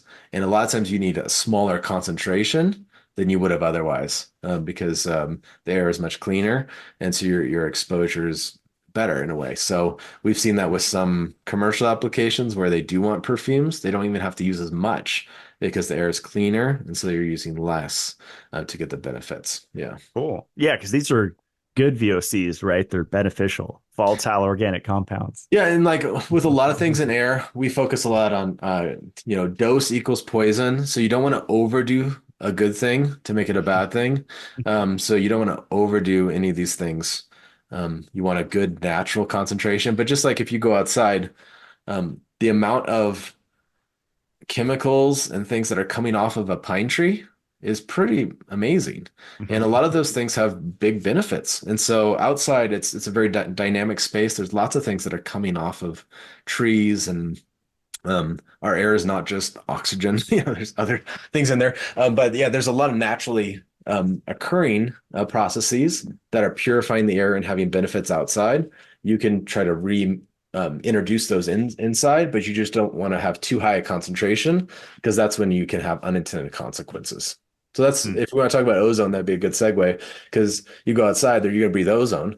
Ozone's naturally occurring outside, but the problems that we find is when people reintroduce too much ozone indoors, now it's unnatural. And the kind of the one of the most famous analogies, which is, maybe helpful or maybe it's not, is, apple seeds have cyanide. So apples are good for you. Cyanide is bad for you. You'd have to eat something like 10,000 apples to get sick from the cyanide in one day. So it's not like you're going to be exposed to too much cyanide, but a natural thing can become problematic if you have too much of it, just like you could have too much oxygen in a space. You're never going to deal with that. But yeah, we would just caution doing too much of something that's good. But yeah, we want to get rid of the bad, and then you can reintroduce positive things into the environment. Yeah, I think I had a show with PJ Harlow, like the mold expert, and Oh, nice. I asked her about mold or mold and ozone, and I think she's against killing because you can kind of piss it off and it releases more toxins, and whether it's hydrogen peroxide sprays or ozone. But I frequently use an ozone machine with an oxygen tank in Mhm. my bathroom. Right. That's like cleaning vegetables Mhm. in a bowl of water for a salad, or ozonating water for my Right. cats or myself. But Uh-huh. it's crazy, even with the fan going in there, I walk in and it's still pretty strong for Yeah. a while with that Yeah. ozone. You want to be a little careful breathing in too high a concentration of ozone. We've used ozone for commercial applications with high chemical concentrations. Because if you measure the ozone in the air, it's sometimes you can't even find it because the ozone isn't building up in the space, it's reacting. Now, Mm. our residential units don't produce ozone or have extremely trace amounts. So like the Air Angel has a germicell UV bulb in it. If you put it in a small box for a month, it's less ozone than you breathe outside. Huh. In Alaska and Yosemite, but we don't want to be producing an unnatural concentration because then that's where you can get irritation in your lungs. But it can be a useful tool for other things, like, even we've talked to dentists that ozonate the water as it's coming in to their unit. It's a good tool for purification of some situations, things like, vegetables. We have our own different investment that does a different technique when it comes to commercial washing of produce, but it can be a useful tool for things like that as well.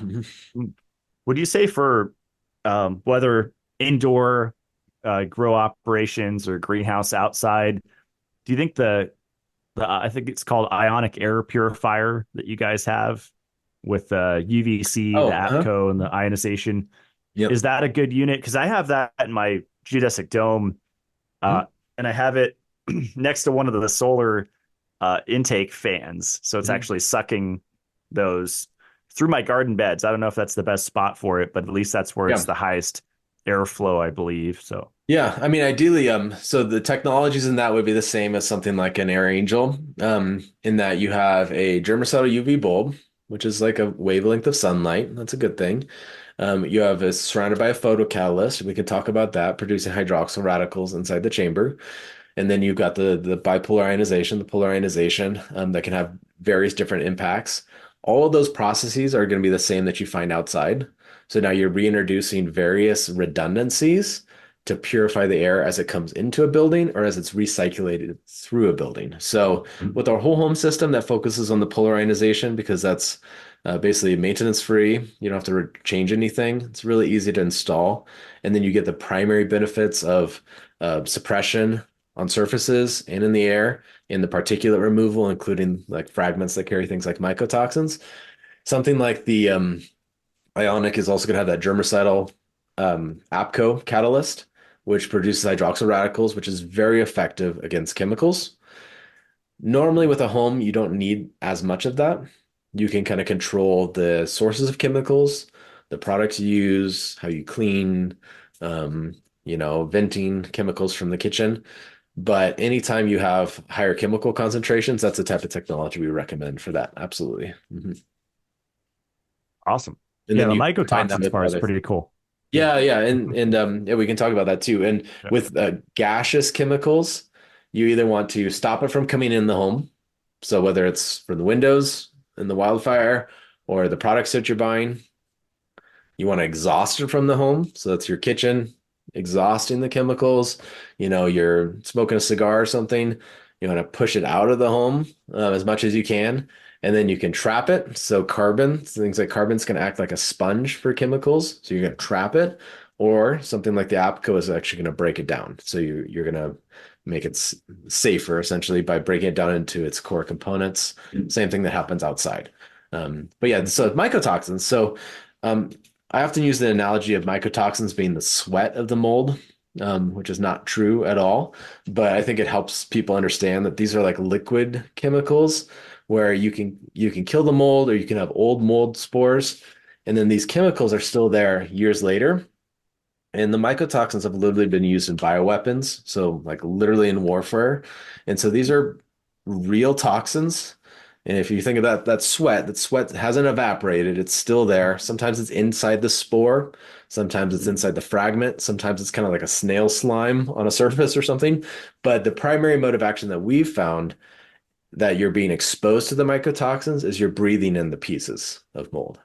So mold is also going to be off-gassing VOCs, so the mold VOCs. Those would be more like the body odor, of the mold. And so that's a problem too. But the mycotoxins are very problematic. And then also recently we've focused a little bit more on water-based bacteria like actinos of they they have a very similar, I don't know, experience as mold. They can have some of that musty odor. They kind of grow in some of those water kind of damaged areas or wet areas, and they can also be leading to your toxic exposure. So yeah, we want to naturally suppress and then also remove those pieces that carry the mycotoxins. And then there's various other things like enzyme cleaners that you can fog an environment with or use to clean surfaces to deal with historic mold. And when it comes to something like mold, it's everywhere. You're going to breathe it outside, you're going to breathe it inside, but we want to cut the concentration as much as possible. And if you're going into an environment that has a very severe unnatural concentration of mold, we want to throw the kitchen sink at it until you can get relief. And so that's like fogging with like enzyme cleaners, that's using our technologies, that's venting, that's removing old carpets, that's professional remediation, that's everything that's practical to reduce your exposure if you're in a bad situation and if you're, predisposed, you have a predisposition to either your genes, you're missing some genes that help detoxify mold, or you have other issues, you may be more sensitive to mold. We want to get rid of as much as possible, but you're never going to live in a mold-free environment. We want to cut that concentration as much as possible and do everything you can that's practical to do that. Mhm. I forget if I asked you in our first show, was like 4 years ago now or whatever it was, your thoughts on the probiotic sprays, because you mentioned enzyme sprays. Yeah. And I Mhm. think I was using that one for a while, but I don't know. Yeah, we Is it? worked with some companies kind of in that space, and we think more research in the future is going to be necessary. In the short term, we kind of see it as we're very like way out of balance with the levels of biologicals inside the home that humans are going to consider good or bad, but the levels of them, the concentration is way higher than what's healthy. In the future, when technologies like ours become really widespread, um, really efficient, really cost effective, the whole thing, you could get too much purification, too much sterilization, too much removal. And then now you have to be more intentional with reintroducing a positive natural biome. To us, we're probably 20 years away from that being really essential. But there are some really interesting applications of how, like a positive, probiotic spray or home biotic, those types of things can have various other benefits on a surface for cleaning, for plants, all kinds of stuff. But as far as the general biome of the house. Right now, we see it as very unnatural and really skewed to having too much biological activity. Because, like, you look at your skin, there's all kinds of stuff going on there. Like, we're not worried about so much like you having MRSA on your skin, but it's the concentration when you're in a susceptible place like a hospital that's becomes an infection, becomes very dangerous. Something like mold. I have talked to a few people that react to mold outside, but I would say 999 out of 1,000 people are reacting to it indoors. But you go outside, you're still breathing a lot of times the same types of molds, but the Right. concentration is less. So yeah, I think reintroducing things in the future is going to be really important. Just as we look at outside, you don't want too sterile of an environment. That's not the goal. We want a more natural environment. And so there's a lot of work to get there. But yeah, in the future, I could absolutely see systems that either it's for a whole home or a room that are actively reintroducing positive biomes or Mhm. kind of measuring the balance of the biologicals in a room. So there's lots of things I think in the future that will be an important consideration for. Yeah. Interesting. Yeah. I just think about my bathtub, and for people, I don't know how many people have bathtubs that aren't smooth, but I have my lodestone rock tub and there's just a million grooves in there and I haven't cleaned it yet in the 2 years I've had it or Yeah. whatever. And so I was thinking of spraying it down or how to keep that clean. Yeah. You know. Yeah, because like outside, something like that, there'd be all kinds of natural processes that are constantly cleaning it or dealing with it. But inside, you don't. And so we want to reintroduce those. And sometimes you have to be more intentional. But even things like soap dispensers can grow a lot of bacteria. So, like a lot Interesting. of times, these things that you're using to even clean are actually harboring an unnatural concentration of bacteria or other things. Yeah. Mhm.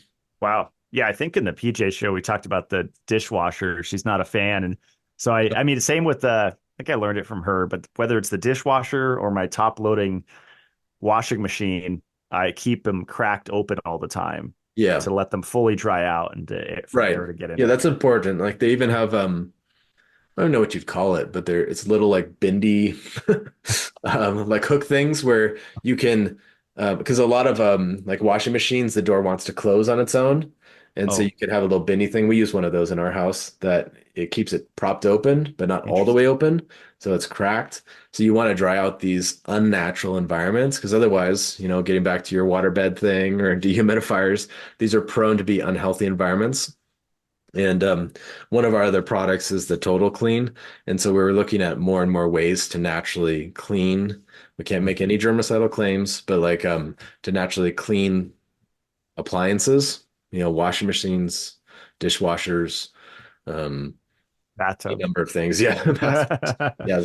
Toilets, the whole Oh, deal. I We love want the to, trash can for the smells. I mean, because all my cats are spoiled. They don't finish their dish, so I'll dump the excess cat wet food into the trash. right. Like that's probably the perfect breeding ground for who Mhm. knows what. And so I'll Right. often just give it a quick spray in there. Yeah, exactly. Yeah, and we're looking at like automated ways to do that even for trash cans.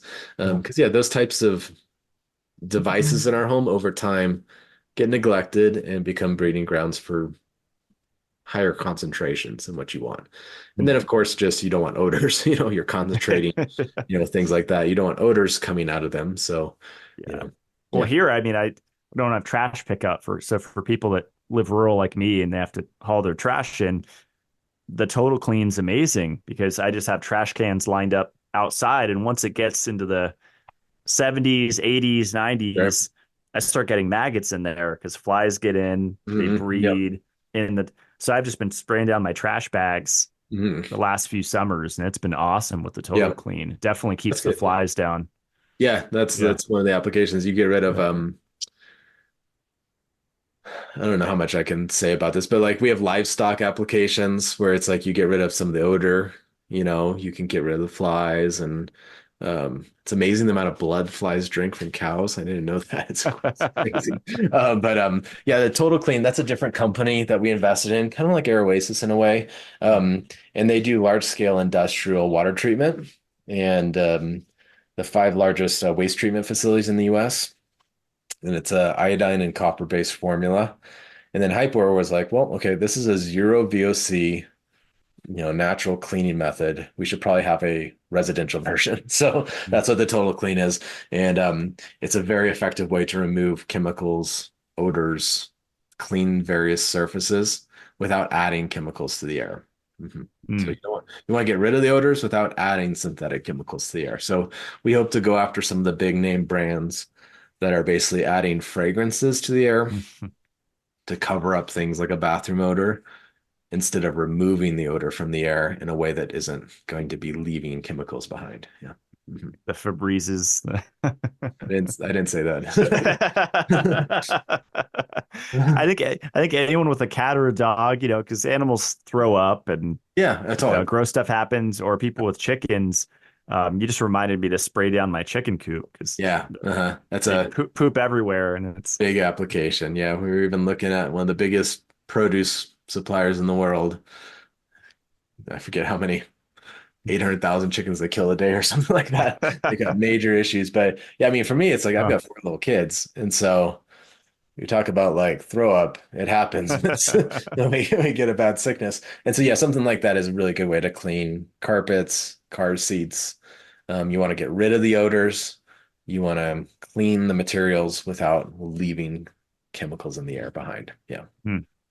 Do you want to go through some of the listener questions that people Sure. sent Yeah. in? We'll see what the questions are. See if I have any answers. Um, uh, Let me see. Oh, and let me just Oh, do go ahead. one plug for Hypeware. Yeah. I know we're covering a lot of topics here, but if you made it this far, hypeware.com/consult, we'll have a one-on-one conversation with you because all of this is very specific. A lot of times you don't have an HVAC system. Some of these questions might not be relevant to you, but if you are curious to learn more, hypeware.com/consult is a good way to do that. Otherwise, all the articles we're talking about are free. You can reach out to us. We don't believe one size fits all, so we're very big on personalized recommendations. And we probably won't cover the question that a lot of people have, but if they want to ask, they can. So, Awesome. Awesome. One thing we didn't talk about, thoughts on radon and radon mitigation. yeah. So, I mean, it's really important to know. For a lot of people, it's not that relevant because your area probably doesn't have a huge issue. If you have things like basements, it can become more problematic. Radon testing is pretty affordable, and we have some articles on our site that go into some recommendations on this. I couldn't tell you off the top of my head specific testing, but I want to say probably $50. Don't hold me to it. But you can do some of your own testing. If you have a radon issue, so radon's coming out of the ground, you don't want it going into the house, and you don't want trying to use something like carbon, because with carbon, you're absorbing the chemicals into a sponge, but you don't know when it's full. So you're Mhm. concentrating the radon, which is kind of like radioactive, into a single source. And then eventually that carbon can be off gassing. So carbon could be used as like a stopgap, but the better way is a professional radon remediation, which is basically going to be venting the radon around your house up into the atmosphere. So it's not going into your home. You want to have it basically going around the house. Um, that would be a better option. So there's maps of where there's radon issues, but then you can do your own radon testing. So especially if you have a basement or crawl space, it's worth checking out because you don't want that coming into your home. Mhm. Awesome. Yep. And that would Uh, be like kind of in the general sphere of you kind of want to be a building inspector for your own home. So whether that's like asbestos, like in the walls or something from before, or water damage issues, or something like radon, you kind of want to get to know your home, where it is, what kind of issues there are, and sometimes it is professional remediation that needs to take place, or some type of professional change. Sometimes it's a do-it-yourself thing. So sometimes these things can be very affordable, but just knowing it is a big step. So. awesome. We had a funny question. Are you going to make something I can wear outside? The crap, well, she used a different word, the crap they are spraying. So I think a lot Um, of people are, like we talked about the airplane, like I've yeah, seen the ionizer you wear around your yeah, neck or yeah, exactly. It's not an uncommon question, and it's not a funny question. It's a good question. But so far, we have not felt confident that we can make something that's not gimmicky, or not too heavy. Because even our most compact units, they're only like 2 pounds. But if you want to use it with a battery, you're looking at like another 2 pounds. I mean, the battery is going to be as big as the unit, Mhm. even though they only take, like 15 watts. Um, just the reality of current batteries and everything. So at the moment, the answer is no. Um, but in the future, it's something we would consider. And there's people that live in very polluted cities or in situations that would really benefit from something like that, where you're essentially using various methods to filter out what you're breathing in. But for the moment, a wearable is not on our list. Mhm. Yeah. Funny enough, I think it was last year I saw the Dyson, it was like the headphones and air filter combo. We might have talked about it I think we and did, yeah. it's kind of a gimmicky product. Uh, Like it looks almost like a superhero helmet because there's a yeah. thing over your nose and mouth Yep. with I think a filter in each Mhm. little thing on your ear or something. Yeah. And it was a cool idea, but Mhm. I don't I don't think it worked from the reviews that I read. It's Yeah. not I like mean, airtight. It was just you, like right in you, front of you got to balance practicality. Like, I have a colleague that's really into working on old cars. And so I recommended this like full face plate, carbon like apocalypse like gas mask for him because like he's working with a bunch of chemicals and you don't want to be breathing those in. So working on the car outside, windows down, all those are good steps, but you also don't want to be spraying it basically into your mouth. So, but Mhm. sometimes there's no easy, quick, practical solution to that. You're going to look like a crazy person, maybe. But sometimes, you got to do it, but yeah, right now Yeah. we don't have a wearable that we're Mm. working on. I encourage people not to plug my stuff, but look into the studies on ascorbic acid or vitamin C. It's commonly known, and vitamin E, alpha tocopherol mainly.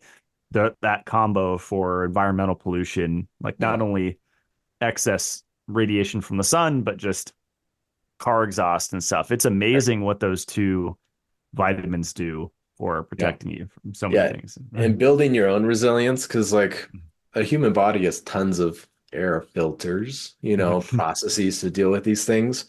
You just don't want it to become overwhelmed. So like you get a big concentration of something, you get overwhelmed.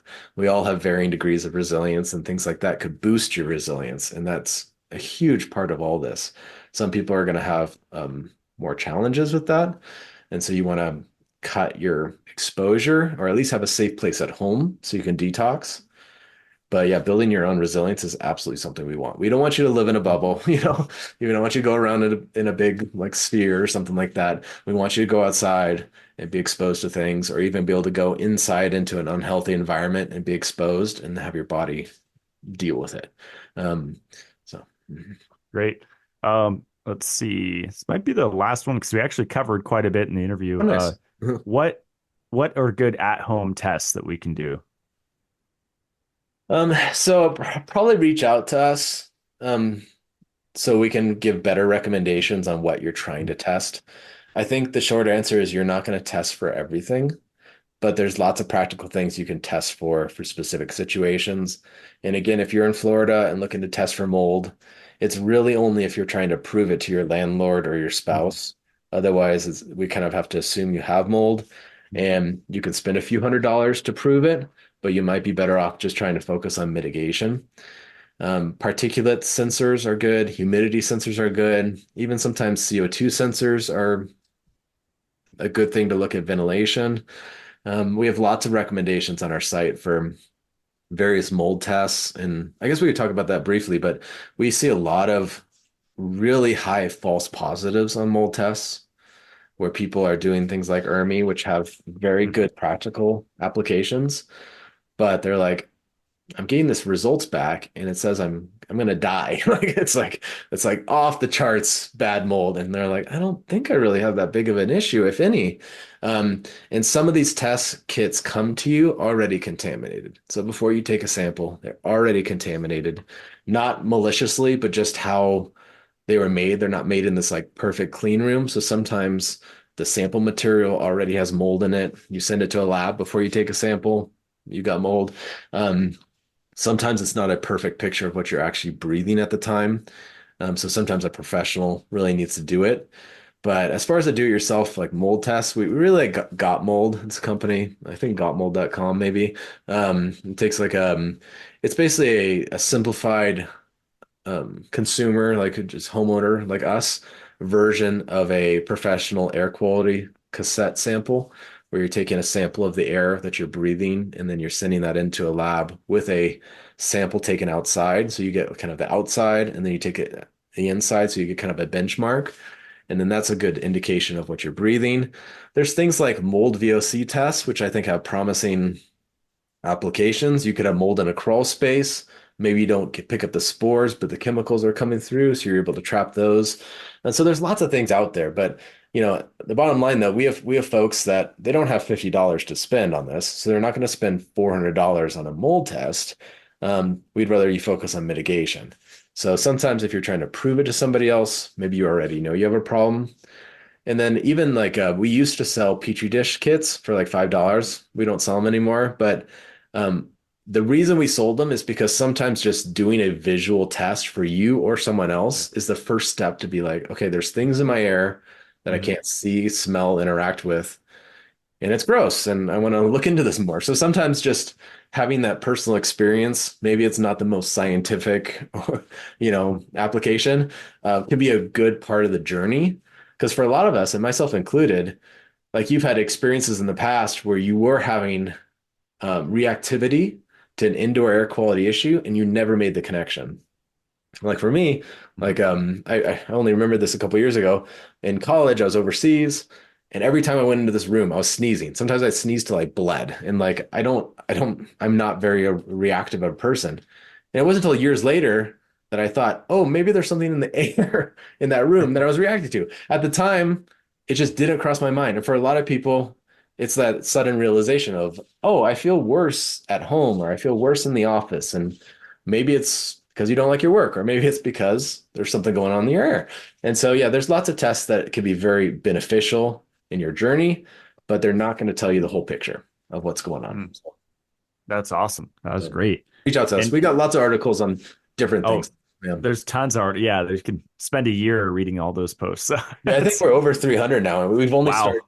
posting them publicly maybe for the last year and a half or so. But it's Wow. just a lot of it's just things that we're researching or questions that come up. Mm. Like, someone the other day asked us, should I be walking around barefoot in a home that has mold? Because I'm worried about absorbing it through my feet. And we're like, well, I don't know. Let's look into that. And so there's an article about, barefoot, and mycotoxins. And so sometimes it's just us exploring the questions that come up, or sometimes it's us sharing a little bit of what we're researching, or putting tools to common situations that we see. Attics. Should you vent or not vent your attic? Should you insulate or not insulate your attic? Um, Cool. things like that that are going to be relevant for some people and not for others. That's really cool. I want to mention too on the Air Oasis site, I noticed that the old like V1 Iadapt Huh? filters are like half off, which is Yeah. pretty incredible. I just It's switched a good out product. Yeah. Mhm. the Iadapt, my old Iadapt Airs for the 2.0 versions. And um, I mean, the old ones they work great. And for the price, I mean, for the large one right now, it's $350. So that's Yeah. pretty incredible. It's a really good product, but we just got to move the inventory for the new version. Yep. Mhm. And Mhm. what are the main differences? Like I know the 2.0 has uh, the sensor on it, which we talked about before, but the particulate Yeah, sensor, particulate sensor. Yep. and then it's also like two filters cartridges, right? Yeah, I Instead of mean, one. I think the bottom line for me difference is the volume of air in the new unit is probably second to none for a plug-in Mm, air purifier on the IDAPs. mm, So the volume of air that you can achieve from it. And again, getting back to that conversation, the volume of air is directly proportional to the benefit that you're getting. mhm. It also has like some nice things like that Wi-Fi chip. I think I was telling you. You could remove it. A lot of people really want Wi-Fi. Mm, They really want the smart controls. For a lot of people, they don't. And myself included, don't want to mess with it. Things like EMF. There's a lot to learn, but these are very unnatural things in our environment. So what are the consequences of it? So you can just pull the Wi-Fi chip out of the new version.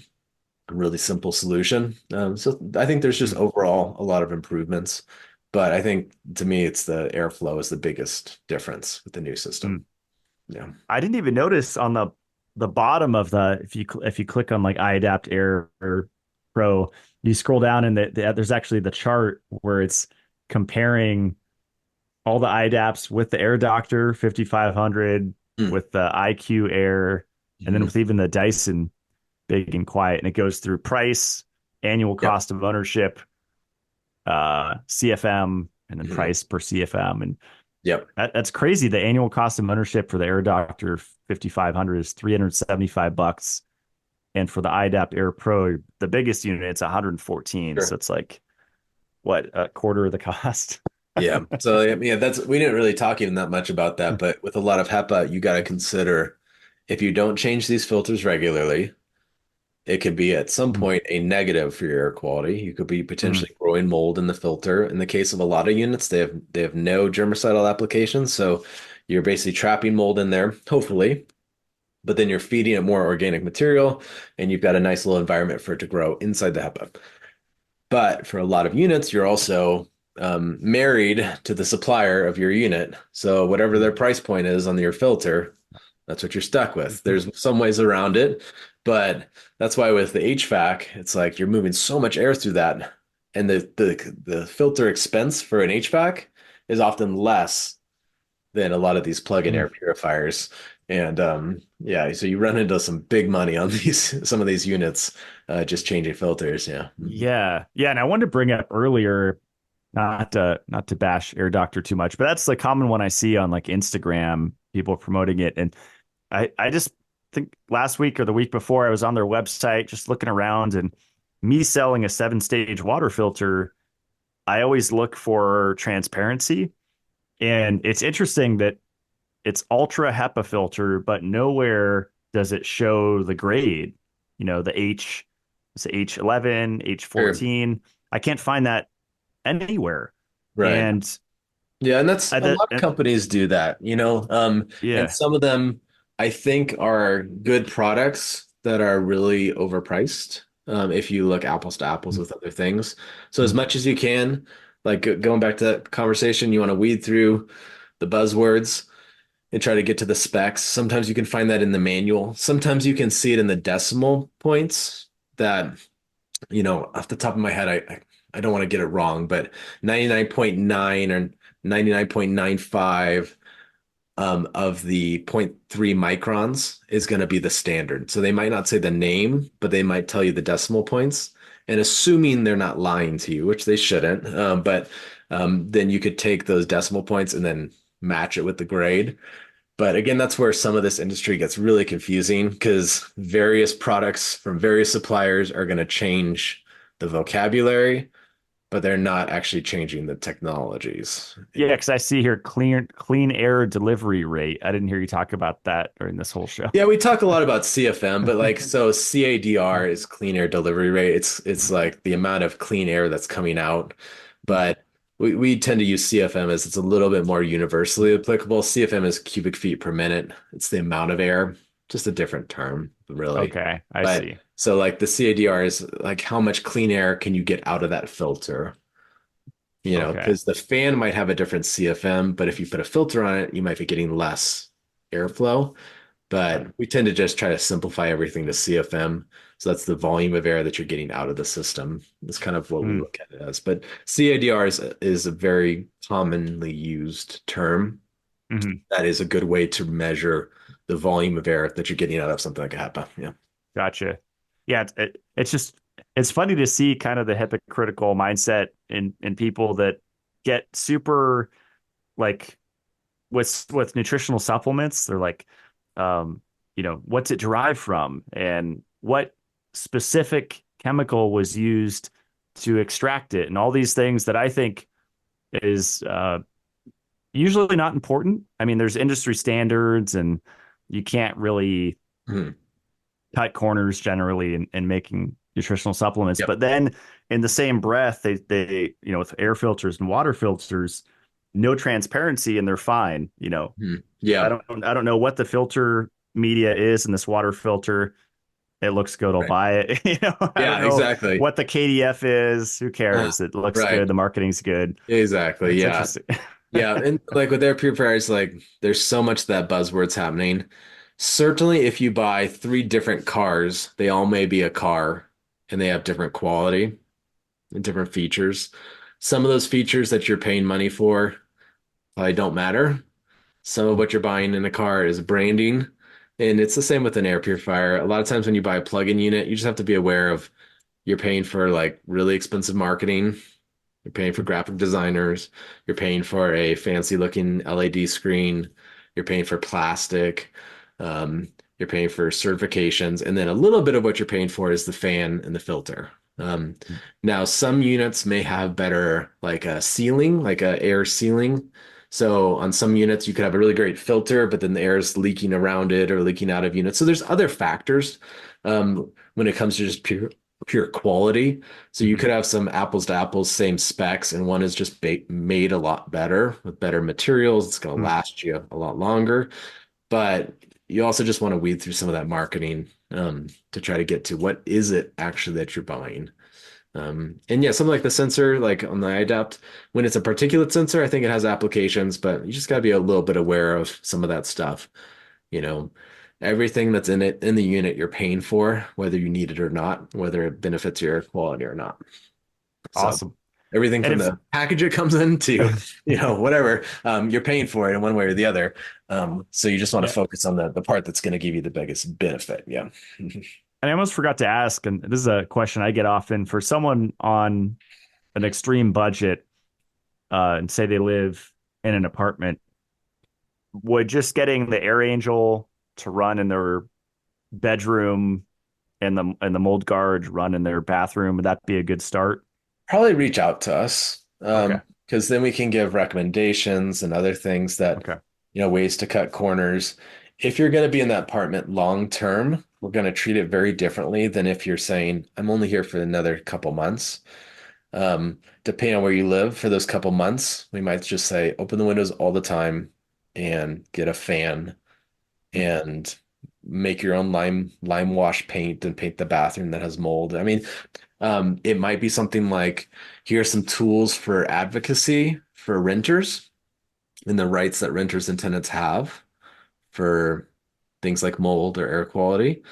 Um, and it could be something like an air angel in front of the return vent for your HVAC system, and that covers a Mm. thousand square feet if in for some scenarios.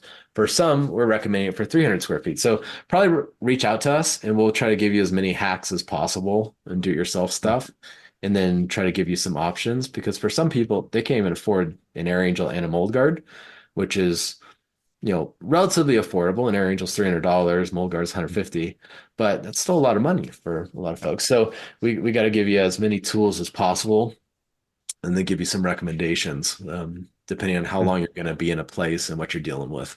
But yeah, in general, we're going to say focus on the bedroom. If you can't fix everything, you're not going to, remediate your apartment or something like that. Focus on the bedroom and try to make it as safe a place as possible. And then you can even move a unit around. You can take it with you to work. You can take it in the car. You can try to maximize the benefits in some scenarios in a way that we wouldn't recommend to someone else because it's not as practical or kind of takes more effort or something. But yeah, reach out to us and we'll give you some That's recommendations. that's great. Yeah, and usually once or twice a year, like I think near the end, like Black Friday, especially in Christmas time, every year, I think for the last 3 or 4 years, I've been promoting deals Yeah. that you guys have, and usually there's a crazy mold guard deal, and same with the Yeah. Air Angel, and that's Yeah. the best time. I mean, then you could even give them out as gifts, get Mhm. a bundle Yes. of them, and Yeah, and always reach out to us. We would prefer you not to wait till Black Friday if you've got an air quality problem. We might work with you, give you an insider, deal or something like that, something we ran. But like, yeah, we do occasionally run them. This year we may not run one for the next 6 months, honestly, because we're focused on some of our patents and we're not really wanting to move too much at the moment of our current product line. Too fast. But yeah, reach out to us. We'll give you some recommendations. And then yeah, your code, of course, gets 10% off, including if we run a sale. So if we're doing awesome, Black Friday sale, extra 10% from that Matt here. awesome, Discount. and that's only on the HypoAir site because I think people get confused with the Air That's right. Oasis. Yeah. That's a Yeah. separate. That's true. Mhm. Yep. Yep. Mhm. Separate legal entity and everything. We support their work and we're the investors behind it. But yeah, is it Blackburn? That's your code, right? Yeah, for the Blackburn. hypoair.com, Okay, so Blackburn for 10% off. Blackburn Yeah. will get 10% off anything on Hypeware, and that includes you reach out to us. We have a phone call or something like that. We'll give you specific recommendations. 10% off there too for anything Oh, cool. recommending. So, mhm. That's awesome. Yeah, and just to simplify it for people, if you didn't get it, like if you have a central air HVAC system, definitely work with that if you can. And then if you're in a old school cabin like myself, off grid ish, then Yeah. get the Iadapt Air 2.0 if you can afford it. Mhm. I have a Pro upstairs and then a Pro downstairs, and then I have the Iadapt 2.0 small in my bedroom, Mhm. and that's kind of my current setup. And then I have a ceiling fan upstairs, and Yep. well, yeah, basically, yeah, Yep. three fans in the cabin. So in the summer, I'm kind of cranking all three of those all the time. Yep. And on the whole home system, I'll give you the quick spiel as far as the install and everything, but reach out to us. Essentially, it magnetically attaches to the blower. So if you have a central system and it covers more than 1,000 square feet, to us, it's the most efficient, effective way. Each of our units covers up to 2,400 square feet. So if you've got a 5,000 square foot home and one HVAC system, you would need two. If you have a 5,000 square foot home, you probably have 2 to 3 HVAC systems though. So you're going to want to prioritize the one that covers the bedroom, but really each separate HVAC system needs one. So sometimes we might have a home where you've got 1 or 2 HVAC systems, and then you've got an extra room, you've got like a game room over the garage or something with a little mini split. Well, you're not going to install it there. Okay. But but yeah, so each separate HVAC system is a separate zone. And then it does require electrical wiring. So probably 50% of our clients do it themselves. We do recommend a licensed electrician just so you don't shock yourself. But we do have a partnership with a virtual electrician that we cover the cost of. If someone wants to do it themselves, buy their neighbor a beer, their father-in-law or something like that. Otherwise, just a smart home installer electrician is more than qualified to install it. We used to sell these through HVAC contractors for years, but they're charging upwards of like $2,500 a piece for them. We sell them for $900. Um, and so a lot of times you can do the install yourself. And then once it's installed, there's no replacement parts. Just general cleaning when you change the filter of your main HVAC system. And then if you were to move, sell your home, move to a new place, it's easier to uninstall than it is to install. So you take it with you. Um, and And I otherwise, think you have to reach out. Mhm. every few months, I think you're supposed to use like a can of air on the Yeah, so we bipolar unit, recommend right? kind of just making a habit of when you change your HVAC filters that you make sure nothing got caught in the emitters. And you can Okay. use something like a can of air, or when the system's turned off, just a dry cloth, a microfiber cloth, something like that, to make sure nothing got caught in the emitters. Well, otherwise, there's nothing to change or replace. Yep. Cool. I almost forgot to ask, I was using canned air, and then I upgraded to the corded, like a, I don't know what they're called, electric little mini blower thing. Yep. And I would take basically the filters from the iDAPT unit outside and then plug it in and blow the dust off the filter. Can you do that for, you know, or should you do that? Your thoughts on it? I mean, obviously replace the filters uh, when you need to, but in between replacing them, because I notice when I do that, all this dust flies off Yeah, a outside. lot. Yeah, a lot does. So in general, I would recommend, I've done this myself many times, taking the entire unit outside and giving it a good wipe down and cleaning. I think that's a great thing to do. You don't want to try to extend the life of a HEPA filter too long, because then you start to run into potentially other issues. But you can definitely elongate its life using things like that. But we don't want you to go outside and spray it into your face, things like that, because you can then be exposing yourself. If there's wind, you want to make sure the wind is going away from you, Yeah. things along those lines. But definitely clean the units outside is a really good thing to do on a regular basis. And that would be true of a lot of other things in your house. Yeah. Mhm. Awesome. Well, David, this was really fun. It was long Yeah. overdue. So Yeah, for sure, man. yeah, But I yeah, think keep, that keep us in the loop on your new home building here with the dome and everything.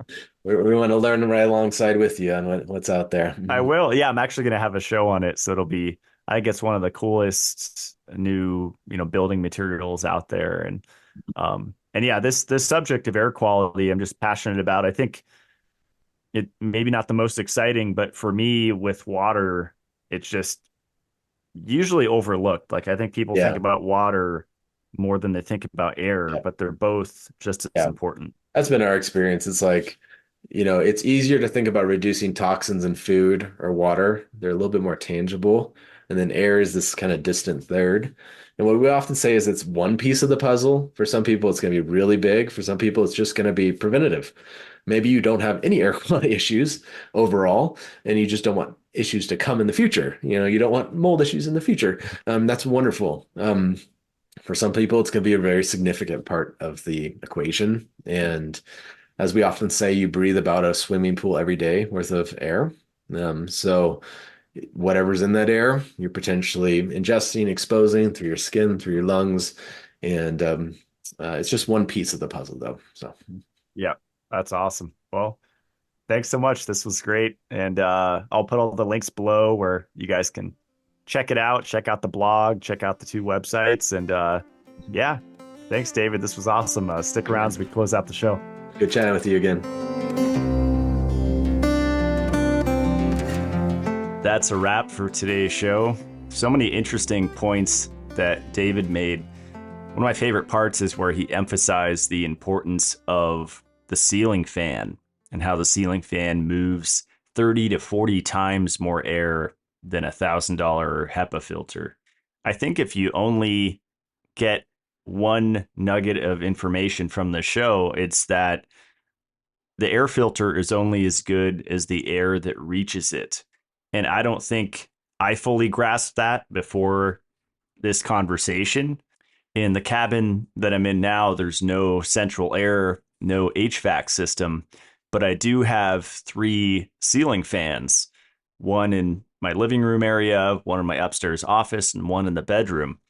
And in the summer, I have those cranking all day long. And I'm sure there's a lot of factors involved, but I always feel less congested and just better with my sinuses that time of year versus the winter where everything's shut down. I have most of the windows closed and I'm trying to regulate the humidity running my wood stove a lot. If you have central air or an HVAC system, I definitely think that's the way to go. And once you have it set up, it's, I think, aesthetically better because you don't have to have standing filters all over the place.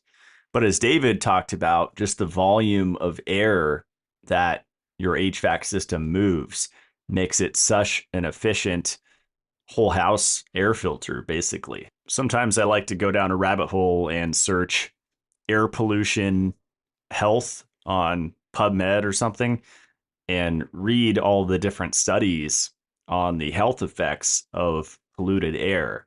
And we know that indoor air quality is much worse than outdoor air quality most of the time. As David said, not all the time, but because of off-gassing, carpets, plastics, paints, and also human skin shedding, or if you have animals like dogs or cats, there's just so many different sources that can pollute your air in your home. So you have to have some type of a strategy to clean it up. I think a lot of people get sucked into these fancy, flashy marketing campaigns because it looks incredible. But when you pull back the curtain, they're not disclosing the stuff that really matters. And I've seen this in the water filtration industry, and that inspired me to design my friend Austin the Mitolife 7-stage filter so that we can give you the part numbers. We could be completely transparent with the filtration media that we're using. Instead of calling it a super duper KDF filter, we're giving you the exact, not only type of KDF, but the exact part number, which that level of transparency in the water filter industry and in the air filtration industry is really absent from what I've been seeing. So if you want to check out the products that we talked about, you can go to hypoair.com. They have the mold guard on there. I have one in each of my bathrooms, the Air Angel. That's great if you just want to get started, or if you travel a lot or live in a camper or an RV. And then the whole home solution is awesome if you have an HVAC system. And then if you're on a desktop, I'm not sure what it's like for mobile. If you click on the top right, it says buy now, that'll pull up about 17 different products. And that's where you can see the nanofiber pure air, basically filtering window screens. I'm going to switch out all of my screens for those this summer. I'm excited about that. And the Total Clean product, I buy that in bulk. Awesome if you have chickens. I spray down my chicken coop with it. I spray down my bathtub, my trash can. If my cats bring in a dead squirrel or something, I spray that down. And it's really multi-use. That's one of my favorite products from them. And then if you live in the city and maybe you live by a freeway or train track or something, the window ventilation filter would be awesome if you have sliding windows. So if you want to try any of their products, the discount code Blackburn works for 10% off. Then the other website that they support is airoasis.com. And that's where you can find the Iadapt air filters. And that's what combines the bipolar ionization with the HEPA filters. And what I love about their 2.0 is it actually has two filters on each side, at least for the Iadapt Air Pro, which I have one downstairs and one upstairs. I do not have a discount code for that website, but hopefully in the future. And I also use their humidifier in my bedroom. I have the 4-liter Cool Mist humidifier. The one that broke on me had a stainless steel enclosure, and I think a lot of humidifiers market that's better or cleaner. I just ozonate the water occasionally and pour that in and then let it clean and kind of dissipate before I run it.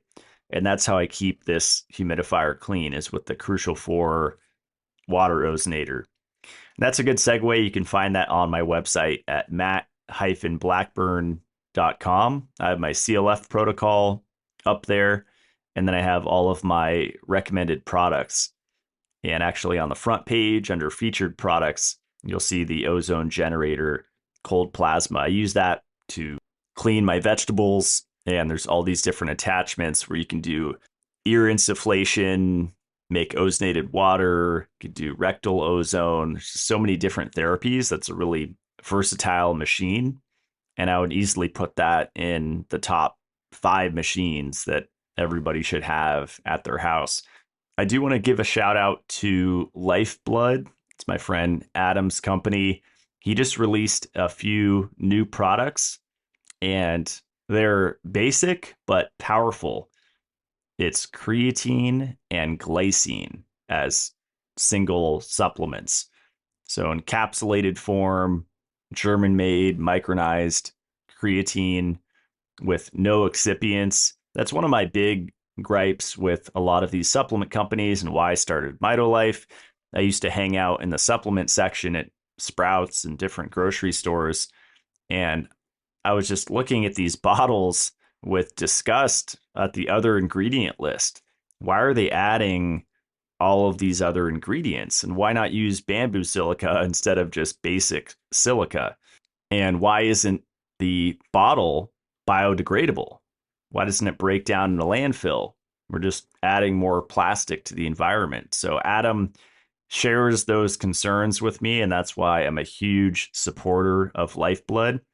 No excipients, and we use the same bottles, which is bio bottles, where the lid and the bottle will break down, not in hundreds of years, but in months. So I have my supply on the way. I'm excited to get back on the creatine. It's very versatile. It's not just for lifting. It's really incredible for cognition and energy production. And then I'm excited to get his glycine as well. That's something that Ray Pete talked a lot about in the context of balancing amino acid intake, namely the methionine and glycine ratio. So I'm excited to up my glycine intake. Sometimes I fall off the wagon with bone broth or making homemade gummies. So how easy to just take a capsule here and there. So use the discount code Blackburn to save on any of his products at lifeblood.co. That's lifeblud.co. If you want to check out my products, you can go to mitolife.co. We have a lot of really exciting things in the works, In the next week or two, we'll finally have our coffee released.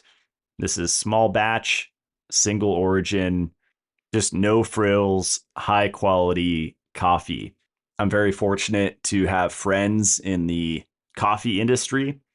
So we found some really nice farms and are excited to bring you guys some great tasting coffee and just nutritious coffee as well, because it's an awesome source of nutrients. If you go to the water tab, I mentioned earlier, we have our 7-stage drinking water filter for under your kitchen sink. We recently put together a replacement cartridge kit. So once a year, you can purchase one box that contains all the replacement cartridges together. And that's called the Complete Kit on our website. So that makes it really easy if you don't want to buy them all individually. You can just keep that box stored away for when you need it.